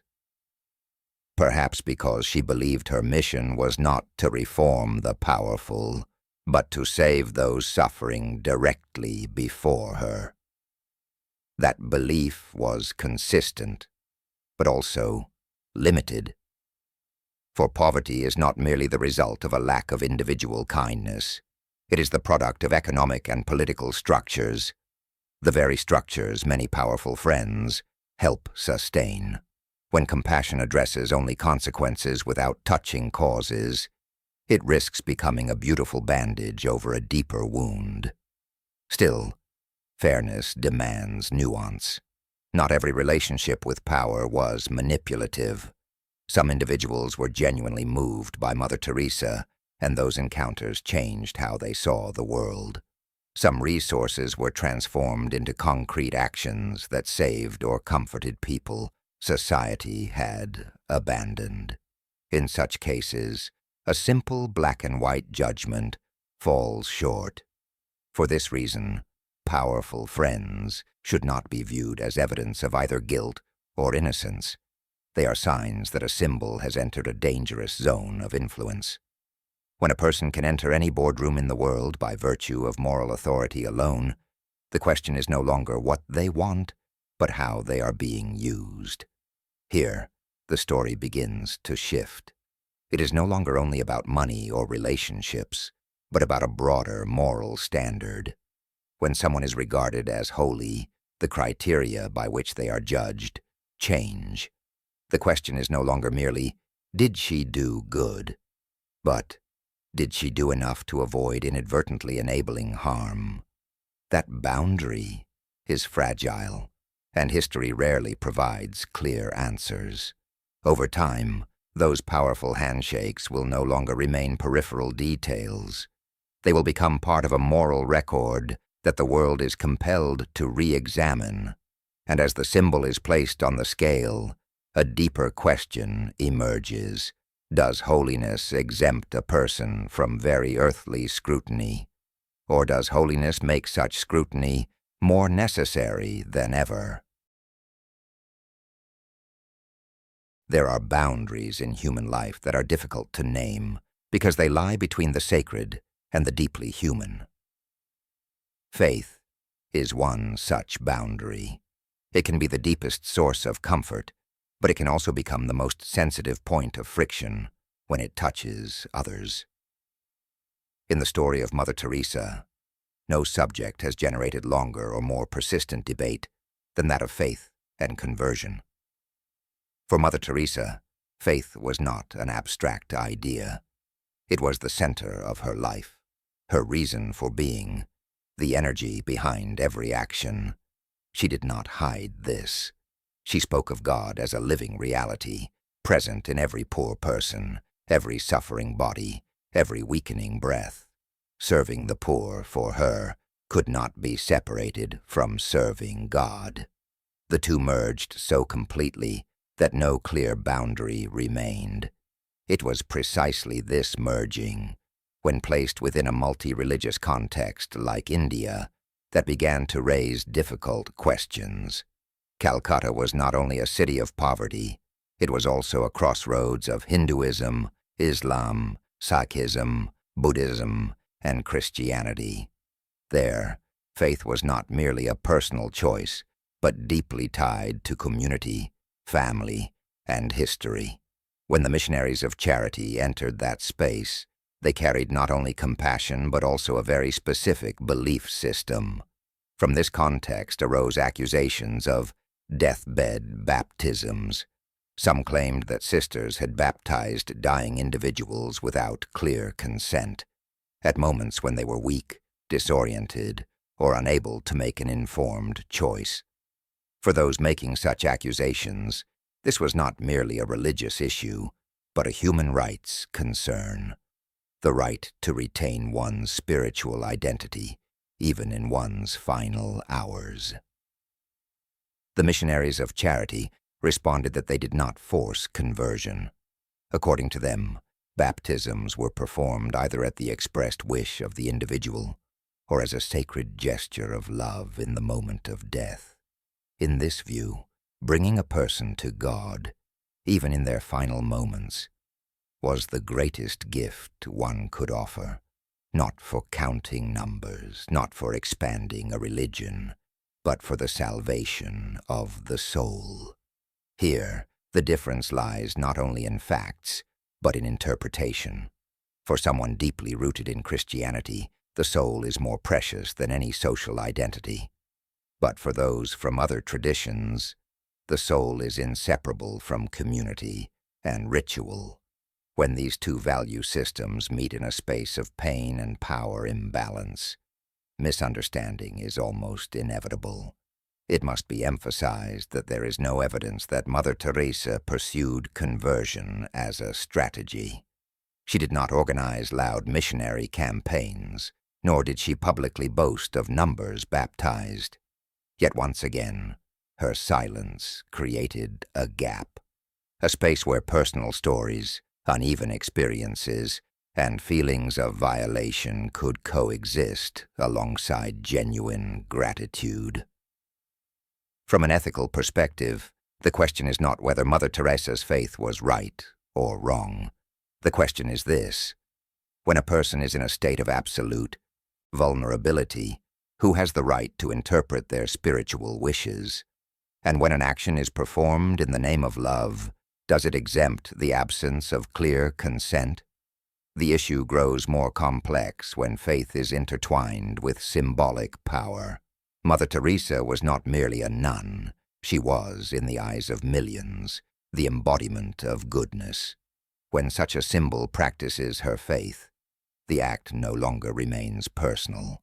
It becomes a model, replicated, copied, and at times enacted by others who may not share the same sensitivity or caution. Here once again we encounter a familiar paradox. The purity of the original intention can lead to unintended consequences when it is scaled. What one individual does with complete sincerity can become problematic when repeated within a system. Faith, when paired with compassion, can heal, but when paired with power, even moral power, it must be placed within very clear safeguards. It must also be acknowledged that for many people cared for by the missionaries of charity, Christian faith genuinely brought comfort. Some found peace in prayer. Some families were grateful that their loved ones did not die alone. These experiences are real, and they cannot be dismissed simply because controversial cases also exist. But ethics are not built solely from the most beautiful stories. They are tested in gray zones, where good intentions collide with another person's freedom. When faith is lived fully, the question is not only, what do I believe, but how much space do I allow others to believe differently? In the story of Mother Teresa, faith and conversion are not a verdict, but an invitation to reflection. They invite us to consider the difference between helping and guiding, between presence and intervention, between love and the power to interpret. And they remind us that even actions driven by the deepest love require clarity and restraint when they touch another person's dignity. As these questions accumulate, as absolute reverence begins to show fine cracks, another figure will enter the story, not to whisper, but to speak plainly, a voice not of compassion, but of critique. And it is that voice which will ignite a storm, forcing the world to reconsider the entire symbol it has built. There are symbols that stand only as long as they are not questioned, and there are symbols that truly mature only when they are placed at the center of critique. For Mother Teresa, that storm bore a very specific name: Christopher Hitchens. Hitchens did not approach this story in a whisper. He was a journalist, a public intellectual, a man known for his sharpness and his uncompromising skepticism toward religion, especially when religion entered the realm of power and public morality. When he wrote The Missionary Position, Mother Teresa was no longer simply a woman working in Calcutta. She had become a global symbol of goodness, and for Hitchens, it was precisely this status that made silence dangerous. Hitchens's accusations were not emotional outbursts.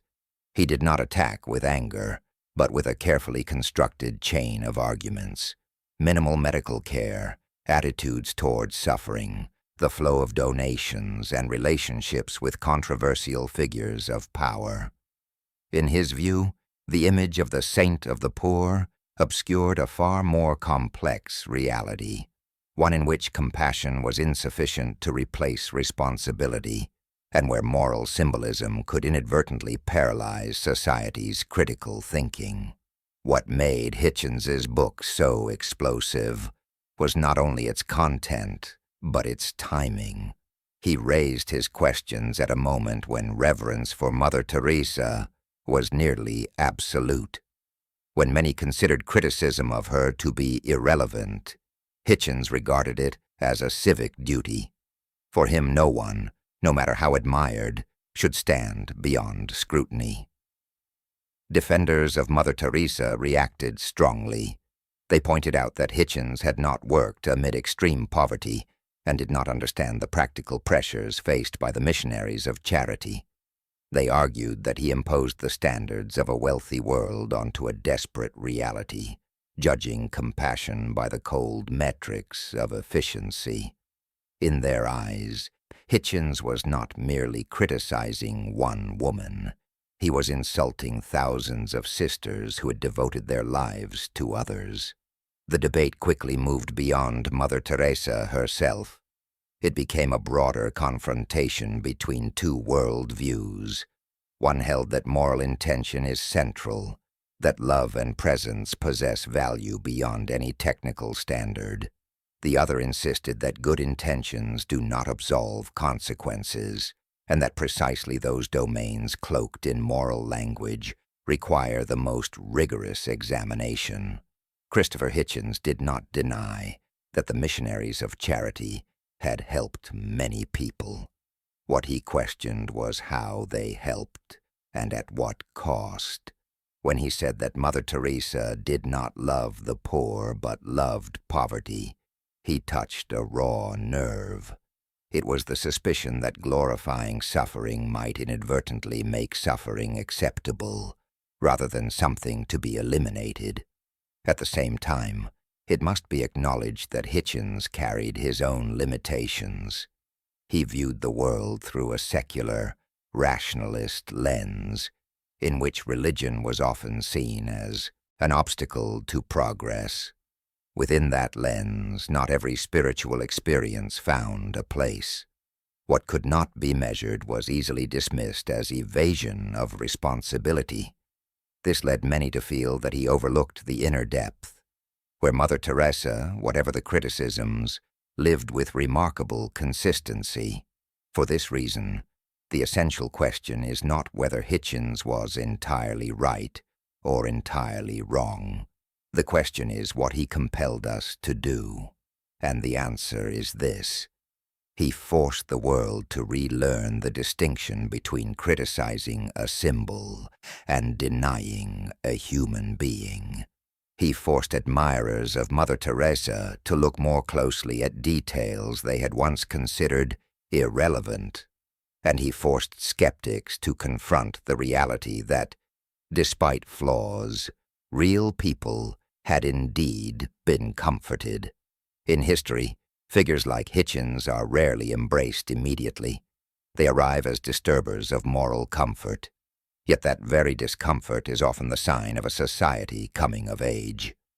For when a symbol is large enough to be criticized without collapsing entirely, it suggests that it is built not only on myth, but also on truths capable of withstanding impact. After Hitchens's storm of criticism, the image of Mother Teresa was no longer entirely transparent, but it did not disappear. It became more complex, and that complexity, if accepted, may be a good thing. It allows us to admire and question at the same time, to learn and remain vigilant, to be moved yet stay awake. Perhaps Christopher Hitchens's greatest contribution did not lie in toppling a symbol. He did not achieve that, and perhaps he should not have. His contribution lay in his refusal to allow a symbol to become a forbidden zone of thought. He reminded us that morality is not a refuge from criticism, but the very place where criticism must be exercised most carefully. And as that storm subsides, as the debates gradually soften, another question begins to emerge, quieter but deeper. No longer a question of who was right or wrong, but a question about the nature of holiness itself.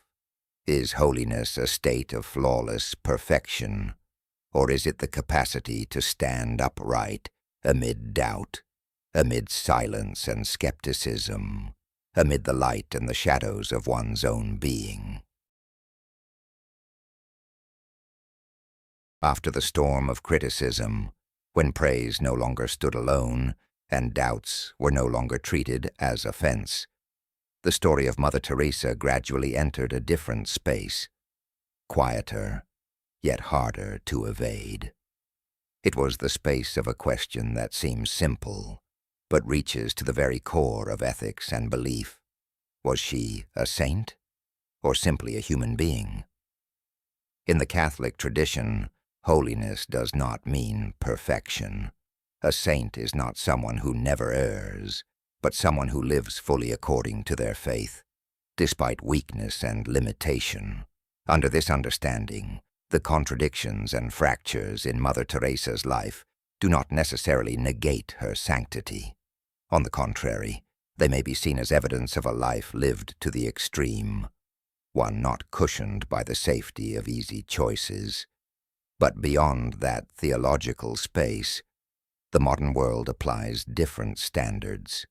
When a person is elevated into a global moral symbol, they are not seen only through the lens of faith, but also through the lenses of human rights, medicine, transparency, and social responsibility. There, holiness ceases to be merely an inner matter and becomes a public one. And it is this shift that makes the question, saint or human, so sensitive. Supporters of Mother Teresa often argue that too much is being demanded of a single person. She was not a policy maker, not a physician, not an economist. She did what she believed was right, under the harshest conditions, with the most limited tools. To require her to meet every modern standard, they say, is an unforgiving way of reading history. Skeptics respond that precisely because Mother Teresa wielded such influence, the standards applied to her must be higher. When actions are carried out in the name of morality and replicated on a global scale, they are no longer purely personal choices. They become models, and every model must be examined not only for intent, but for consequence. Here we encounter a deeply human paradox. We want saints in order to believe that pure goodness exists. Yet we also live in an age that no longer accepts zones beyond critique. When these two desires collide, tension is inevitable. Mother Teresa, perhaps unintentionally, became the focal point of that tension. The canonization process of the Catholic Church further sharpened this question. The Church has its own criteria, internal investigations, and evaluative frameworks grounded in faith and tradition. But those criteria do not always align with secular standards. When the Church declares someone a saint, it does not necessarily resolve all worldly doubts. It affirms one thing only, that within that faith framework, this life is considered exemplary. The difficulty lies in the fact that Mother Teresa did not live and act within a closed space. She worked amid society, politics, media, and intersecting value systems. Her holiness, therefore, is not measured solely by prayer and devotion, but also by tangible effects on real people. And here, the boundary between sanctity and responsibility becomes blurred. Perhaps the question, saint or human, should not be understood as an exclusion. It need not be an either-or. A person can be religiously holy while still carrying deeply human limitations. One can act with pure intent and yet leave behind controversial consequences. Accepting this does not diminish the value of goodness. It simply makes goodness more real. In many historical narratives, those later called saints are remembered only after their sharp edges have been smoothed away. With Mother Teresa, history unfolded under the glare of global media. Every decision, every statement, every silence was recorded, analyzed, and compared. She was not protected by the distance of time, a protection many other saints once enjoyed. And perhaps this is what makes her story distinctive. Instead of a flawless icon, we encounter a person living amid unresolved paradoxes. Instead of a spotless mirror, we see a life driven by fierce faith, yet constrained by that same faith. This does not make the story less sacred. It simply forces us to think more deeply about what we mean by holiness. In an increasingly complex world, perhaps the greatest challenge is not finding saints, but learning how to live with their imperfections, not to excuse nor to condemn, but to understand. For when we demand absolute perfection from anyone, we not only place an impossible burden upon them, but also deprive ourselves of the chance to learn from very human deviations. At this stage, the story of Mother Teresa is no longer about outward actions. It begins to turn inward, not only into her inner life, but into the inner lives of those who judge her. What do we believe? How much contradiction are we willing to accept within goodness? Do we need symbols to be comforted, or truth to grow? These questions offer no quick answers. They require time, patience, and the ability to tolerate ambiguity. Yet it is precisely within that ambiguity that another layer of truth awaits revelation. Not about Mother Teresa's public image, but about her inner world. A world that, as humanity would later discover, was far less peaceful than it appeared. There are truths that can only be spoken after a person has left this world. In Mother Teresa's case, that truth lay in her private letters, lines never meant for the public, never intended to build an image, and certainly not to create a legend. When those letters were published after her death, the world was stunned to discover that behind the calm face, behind the confident words about faith, lay an inner life overshadowed by doubt that lasted for decades.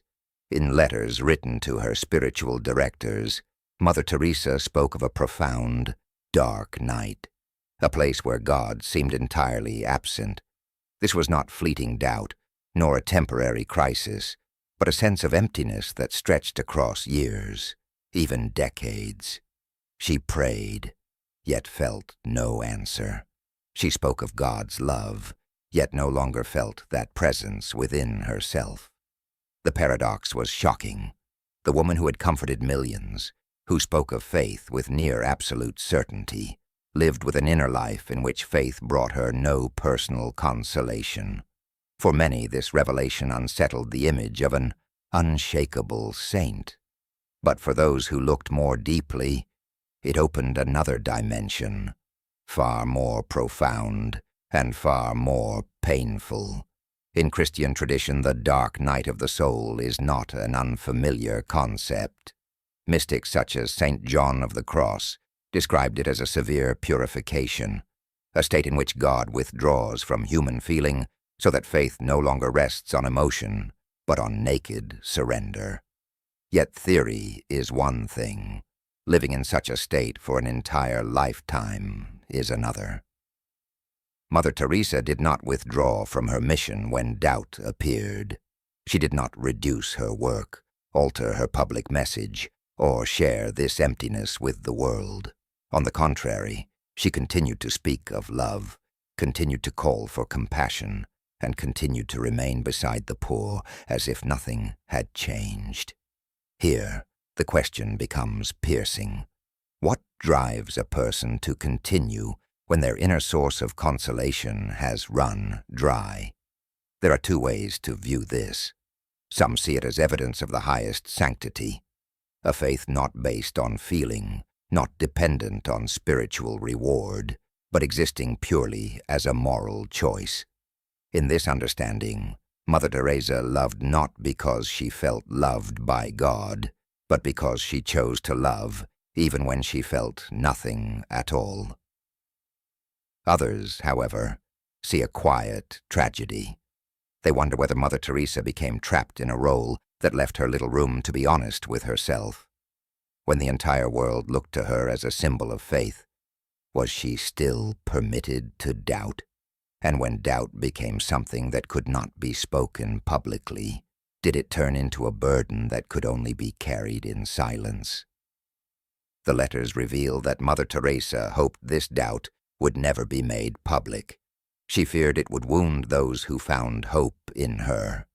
This reveals another form of sacrifice, one less often acknowledged, the sacrifice of the right to be publicly vulnerable. When a person becomes a symbol, they lose not only privacy, but also the freedom to be uncertain without consequences for others. Here, a paradoxical circle closes. The woman who spoke of suffering as potentially sacred lived with a spiritual pain that found no release. The woman who emphasized presence over feeling continued to be present even after feeling had been exhausted. This does not erase earlier controversies, but it places them within a more human frame. If Mother Teresa truly lived in this dark night for much of her life, then her perseverance cannot be understood simply as blind certainty. It resembles a fidelity without reward, a severe form of ethics in which a person does what they believe is right, even when it no longer feels right. This also forces a reconsideration of earlier criticisms. When Hitchens and others criticized her for glorifying suffering, they saw a woman speaking from a position of firm belief. But if her interior life was marked by prolonged emptiness, then those words did not arise from ease, but from deep inner struggle. This does not render every decision she made correct, but it does make judgment far more complex. Perhaps Mother Teresa's doubt is the key to understanding her more fully as a human being.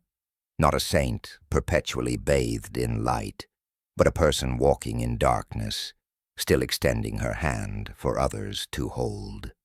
In a world that often equates faith with reassurance, this story offers another possibility: faith as action, not as feeling. For the audience of Deep Sleep of Power, this is the moment when the story slows. The loud debates fade. The shining symbol recedes. What remains is a single human being, in silence, continuing to do what she chose, even without the comfort of feeling supported by what she believed. And that silence, more than any speech, poses the deepest question of all. Does goodness still have meaning when it brings no consolation to the one who practices it? Yet the story does not end there. For when a person lives with prolonged doubt, the next question is not only about their inner life, but about how the world should look back upon them. When holiness is no longer inseparable from certainty, must our standards of judgment change? And if Mother Teresa were living in the 21st century, a century of transparency, individual rights, and relentless questioning, how would her story be told?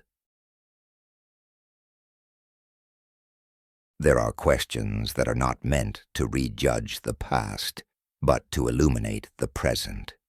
If Mother Teresa were living in the 21st century, is one such question. It does not seek to pass a verdict on a person who lived in a different context, but to place an older ideal against newer standards.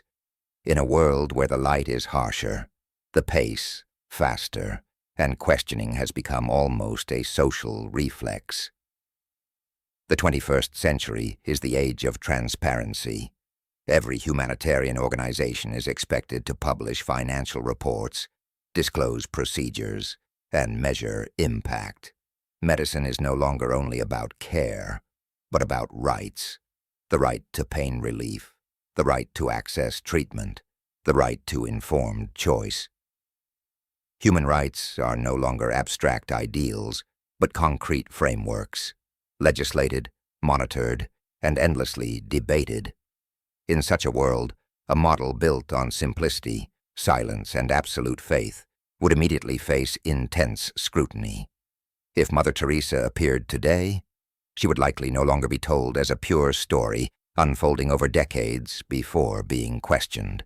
She would be live-streamed, interviewed, and analyzed word by word. Care homes would be filmed in close detail. Minimal medical decisions would be compared against modern standards of pain management. Donations would be traced.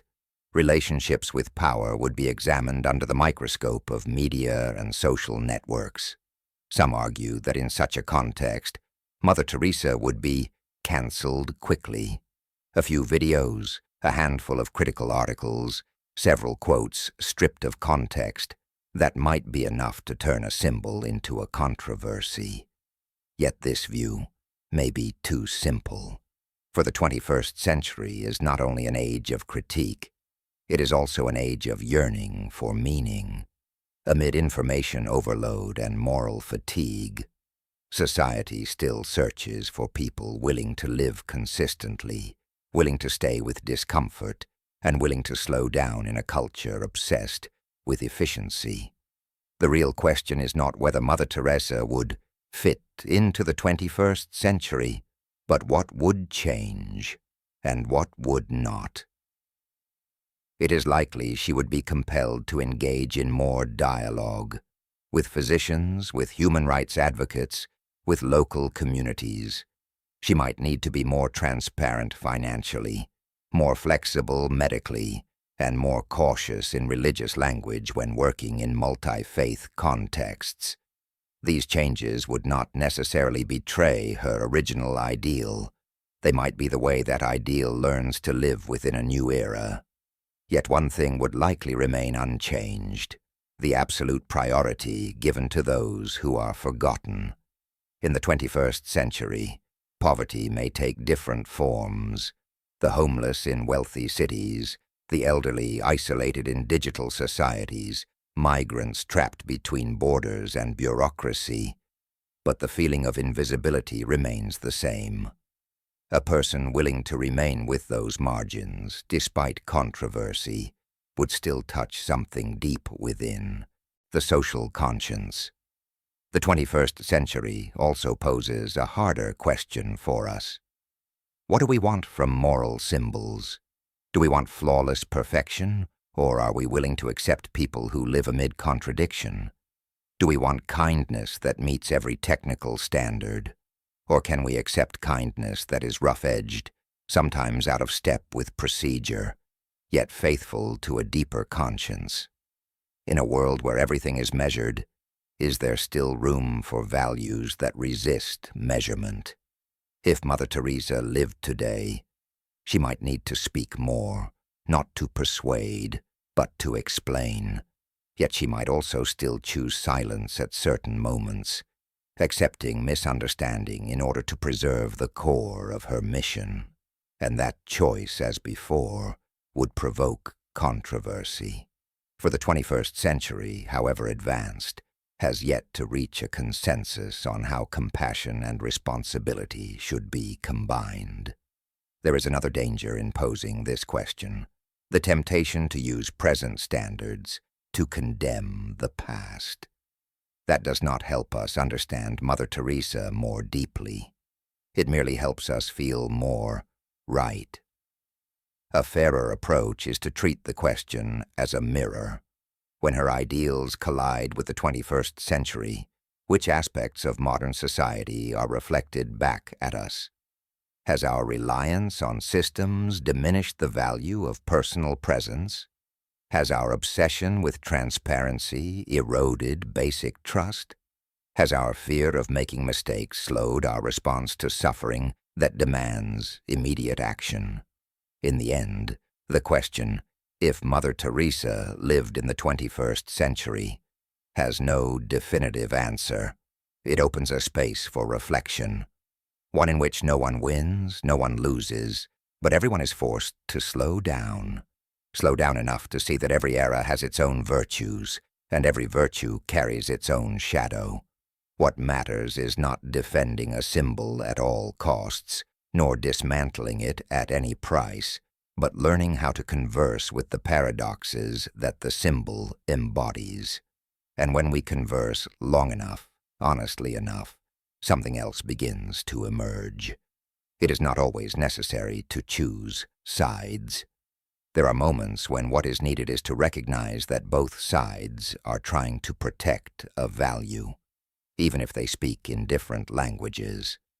It is precisely at that intersection that the story moves beyond debate and into contemplation. For after all the hypotheses about the 21st century, a deeper question remains. When we look back at a person who lived fully by their faith, What are we truly seeking, a verdict or a lesson? And if that lesson does not lie in a simple right or wrong answer, then perhaps it awaits us in a quieter place, where both sides hold some truth, and morality is no longer a straight line, but a gray terrain that must be entered with humility.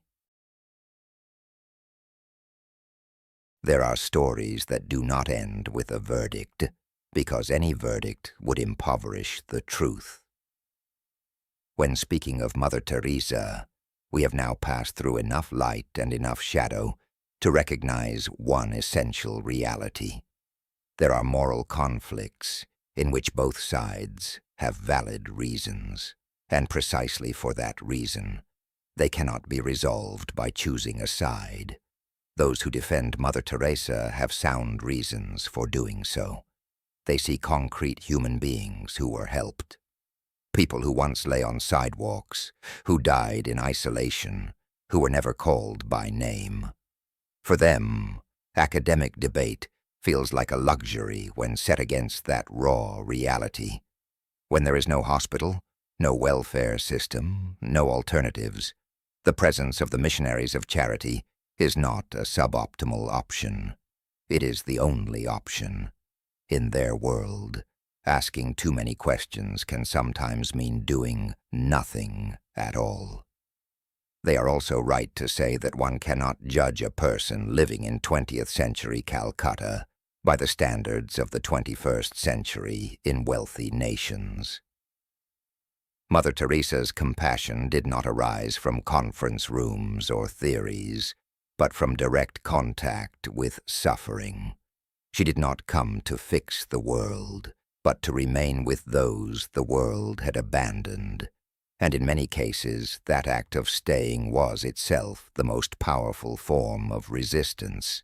Yet the critics, too, are not without reason. They do not deny that good was done. What they question is the cost. When suffering is given sacred meaning, does it risk becoming normalized?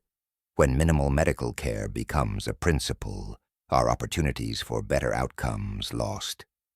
When money and power flow alongside compassion without transparency, is goodwill alone enough to protect the vulnerable from unintended consequences? They are also right to insist that good intentions do not automatically guarantee good outcomes.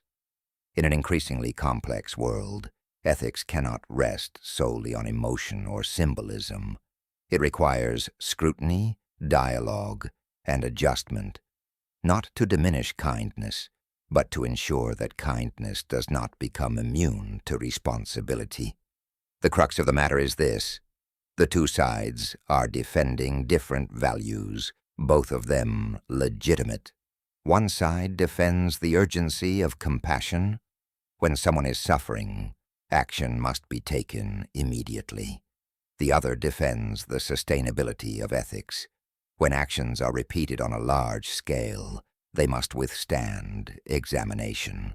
The conflict is not between good and evil, but between priorities.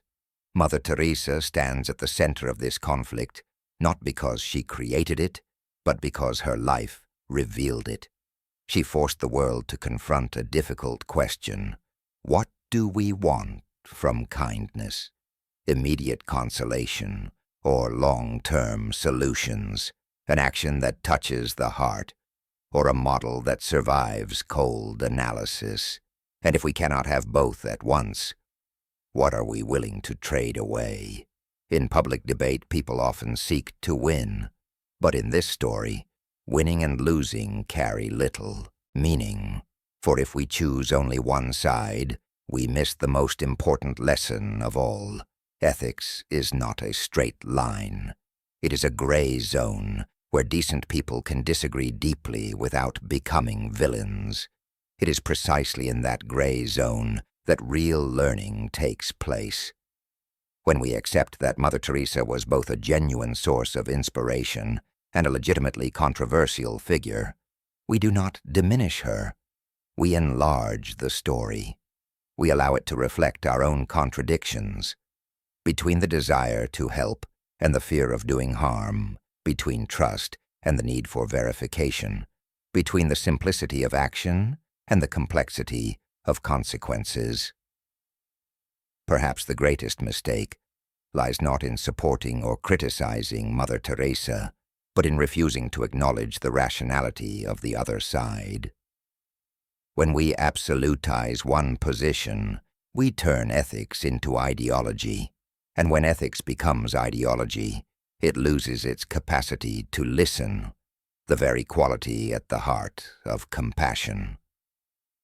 In the slow, measured rhythm of deep sleep of power, this moment is not meant to deliver a clear conclusion. It invites a different state of mind, the acceptance of incompleteness, accepting that some questions should not be answered hastily, accepting that a person can be both admirable and deserving of scrutiny, and accepting that at times, keeping a question open is more important than closing it with a tidy answer. When both sides have valid claims, what remains is not judgment, but the responsibility of the listener, a responsibility not to choose a camp, but to carry that complexity into how we see the world.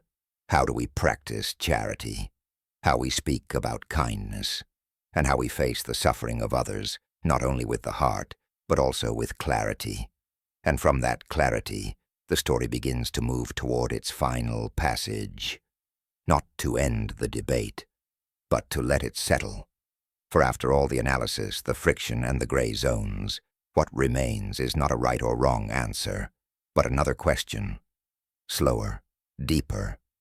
Where does the true legacy of Mother Teresa lie? Perhaps it lies not in whether she was right or wrong, but in the fact that she compelled the world to question itself.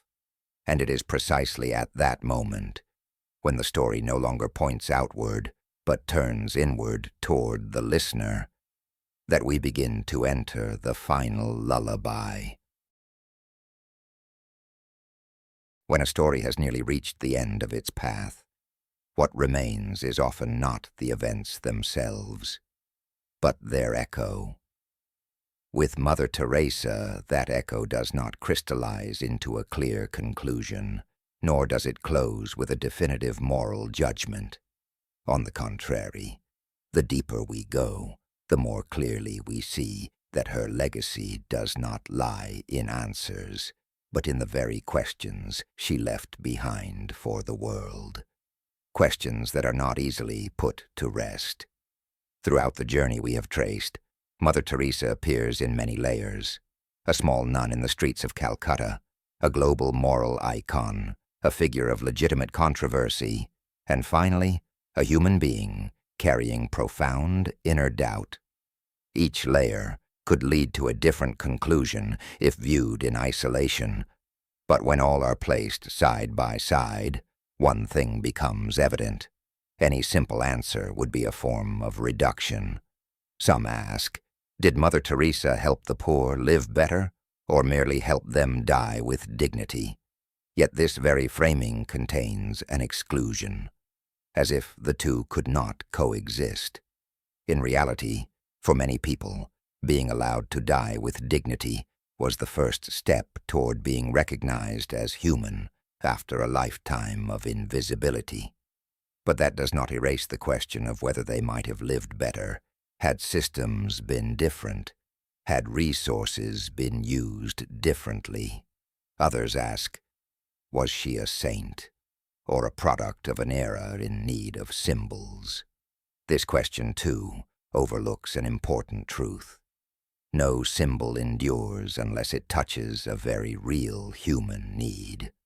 The world needed Mother Teresa not only because she appeared at the right moment, but because she embodied something many felt was slipping away: unconditional compassion, compassion that did not demand explanation. Her legacy, therefore, does not resemble a will containing clear instructions. It resembles a mirror. Whoever stands before that mirror will see something different, depending on what they bring with them. Those working in charity will see questions of motivation and consequence. Policymakers will see questions of systems and long-term solutions. Those living a spiritual life will see questions of faith without emotional consolation. And ordinary people may see a simpler, but no less weighty question. When faced with the suffering of others, what will we do? What is striking is that Mother Teresa did not attempt to shape her legacy in the most favorable way. She did not leave behind a complete doctrine, did not write final summaries of her philosophy of life, and did not try to resolve the contradictions in her actions.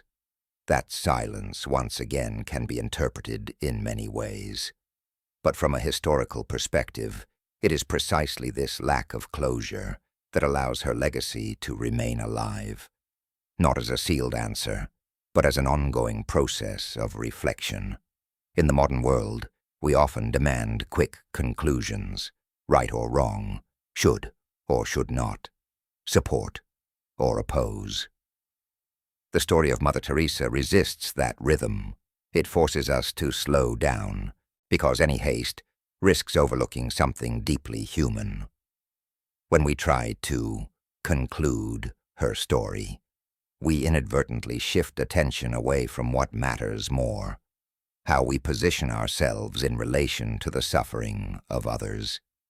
Perhaps Mother Teresa's greatest legacy does not lie in what she did right, or in what she might have done differently. It lies in the fact that she placed compassion at the center of public life, a place from which it had long been pushed to the margins. She compelled the world to look directly at people society had learned to avoid. And once that gaze is awakened, it cannot easily turn away, even when the symbol is no longer perfect. That legacy does not absolve us of responsibility. On the contrary, it makes responsibility heavier. For once we have seen, once we have known, once we have been moved, we are no longer innocent. We cannot simply say, someone else will take care of it. We cannot rely on symbols to act in our place. In this sense, Mother Teresa did not free the collective conscience. She awakened it, and precisely because she did not provide answers, her story forces each generation to answer anew. In a different world, with different tools, with different understandings, what would we do better? How would we combine compassion with responsibility? How would we avoid turning suffering into a symbol, and also avoid letting suffering disappear into statistics? At this moment in the story, the pace slows completely. There are no more sharp debates, no more opposing arguments. There is only a pause, a necessary pause before the ending, a pause in which the listener is invited to question themselves, rather than continue questioning Mother Teresa. Perhaps her true legacy does not lie in what we think about her, but in what changes within us after thinking about her. And as the story nears its close, what lingers is not an assertion, but a deeply human question, difficult to answer and impossible to avoid, a question not meant to conclude, but to keep the conscience awake. For some stories are not born to be resolved, but to be carried with us, like a whisper in the night, reminding us that compassion, without clarity, can lose its way. Yet clarity, without compassion, can become equally cold. And from that silence, we move toward the final lullaby, where there is no more analysis, no more debate, only a question deep enough to follow us into sleep. When a story reaches its final passage, what remains is not the details that have been analyzed, nor the debates that have been settled, but the feeling that settles in after all sounds have grown quiet. The story of Mother Teresa closes in just this way, not with a clear conclusion, but with a pause long enough for each person to hear their own breathing again. In that quiet darkness, The image of Mother Teresa no longer stands on a pedestal of glory, nor at the center of a storm of criticism. She returns to her original form, a small human being, walking slowly among those who suffer more than herself, carrying a faith that is at once strong and fragile. She was not an angel, but neither was she a simple hypocrite. She was a person who lived fully according to what she believed, and it was precisely that fullness that gave rise to both light and shadow. Perhaps what makes this story difficult to let rest is not what Mother Teresa did, but what she forces us to ask ourselves. When we help others, are we doing it for them, or for the good feeling it gives us? When we speak of compassion, are we willing to let it be questioned, examined, and asked to grow alongside its time? And when we admire a moral symbol, are we seeking truth or seeking comfort? Mother Teresa did not leave humanity a complete formula for goodness. She left a paradox that says, compassion can redeem, but it can also obscure. Faith can sustain, but it can also limit. Silence can be profound, but it can also be a form of avoidance. To look into that paradox is to relinquish the desire to divide the world neatly into right and wrong, and to accept that morality, like humanity itself, is always complex. In the hurried rhythm of the modern world, we often seek quick inspiration, flawless heroes, and tidy endings. But the story of Mother Teresa moves against that current. It is slow, it is quiet, and it does not allow us to leave with a sense of complete reassurance. Perhaps that is why it belongs to the night, when people lower their defenses and deeper questions are given space to emerge. Compassion, if it contains only light, can easily turn into complacency. But if it contains only clarity, it risks becoming cold. The legacy of Mother Teresa, if it can be named at all, lies at the fragile intersection of these two. She reminds us that doing good is not merely an act, but an ongoing process of self-examination, a process that each generation, each individual, must undertake anew within their own context. At this final moment, the story no longer belongs to Mother Teresa.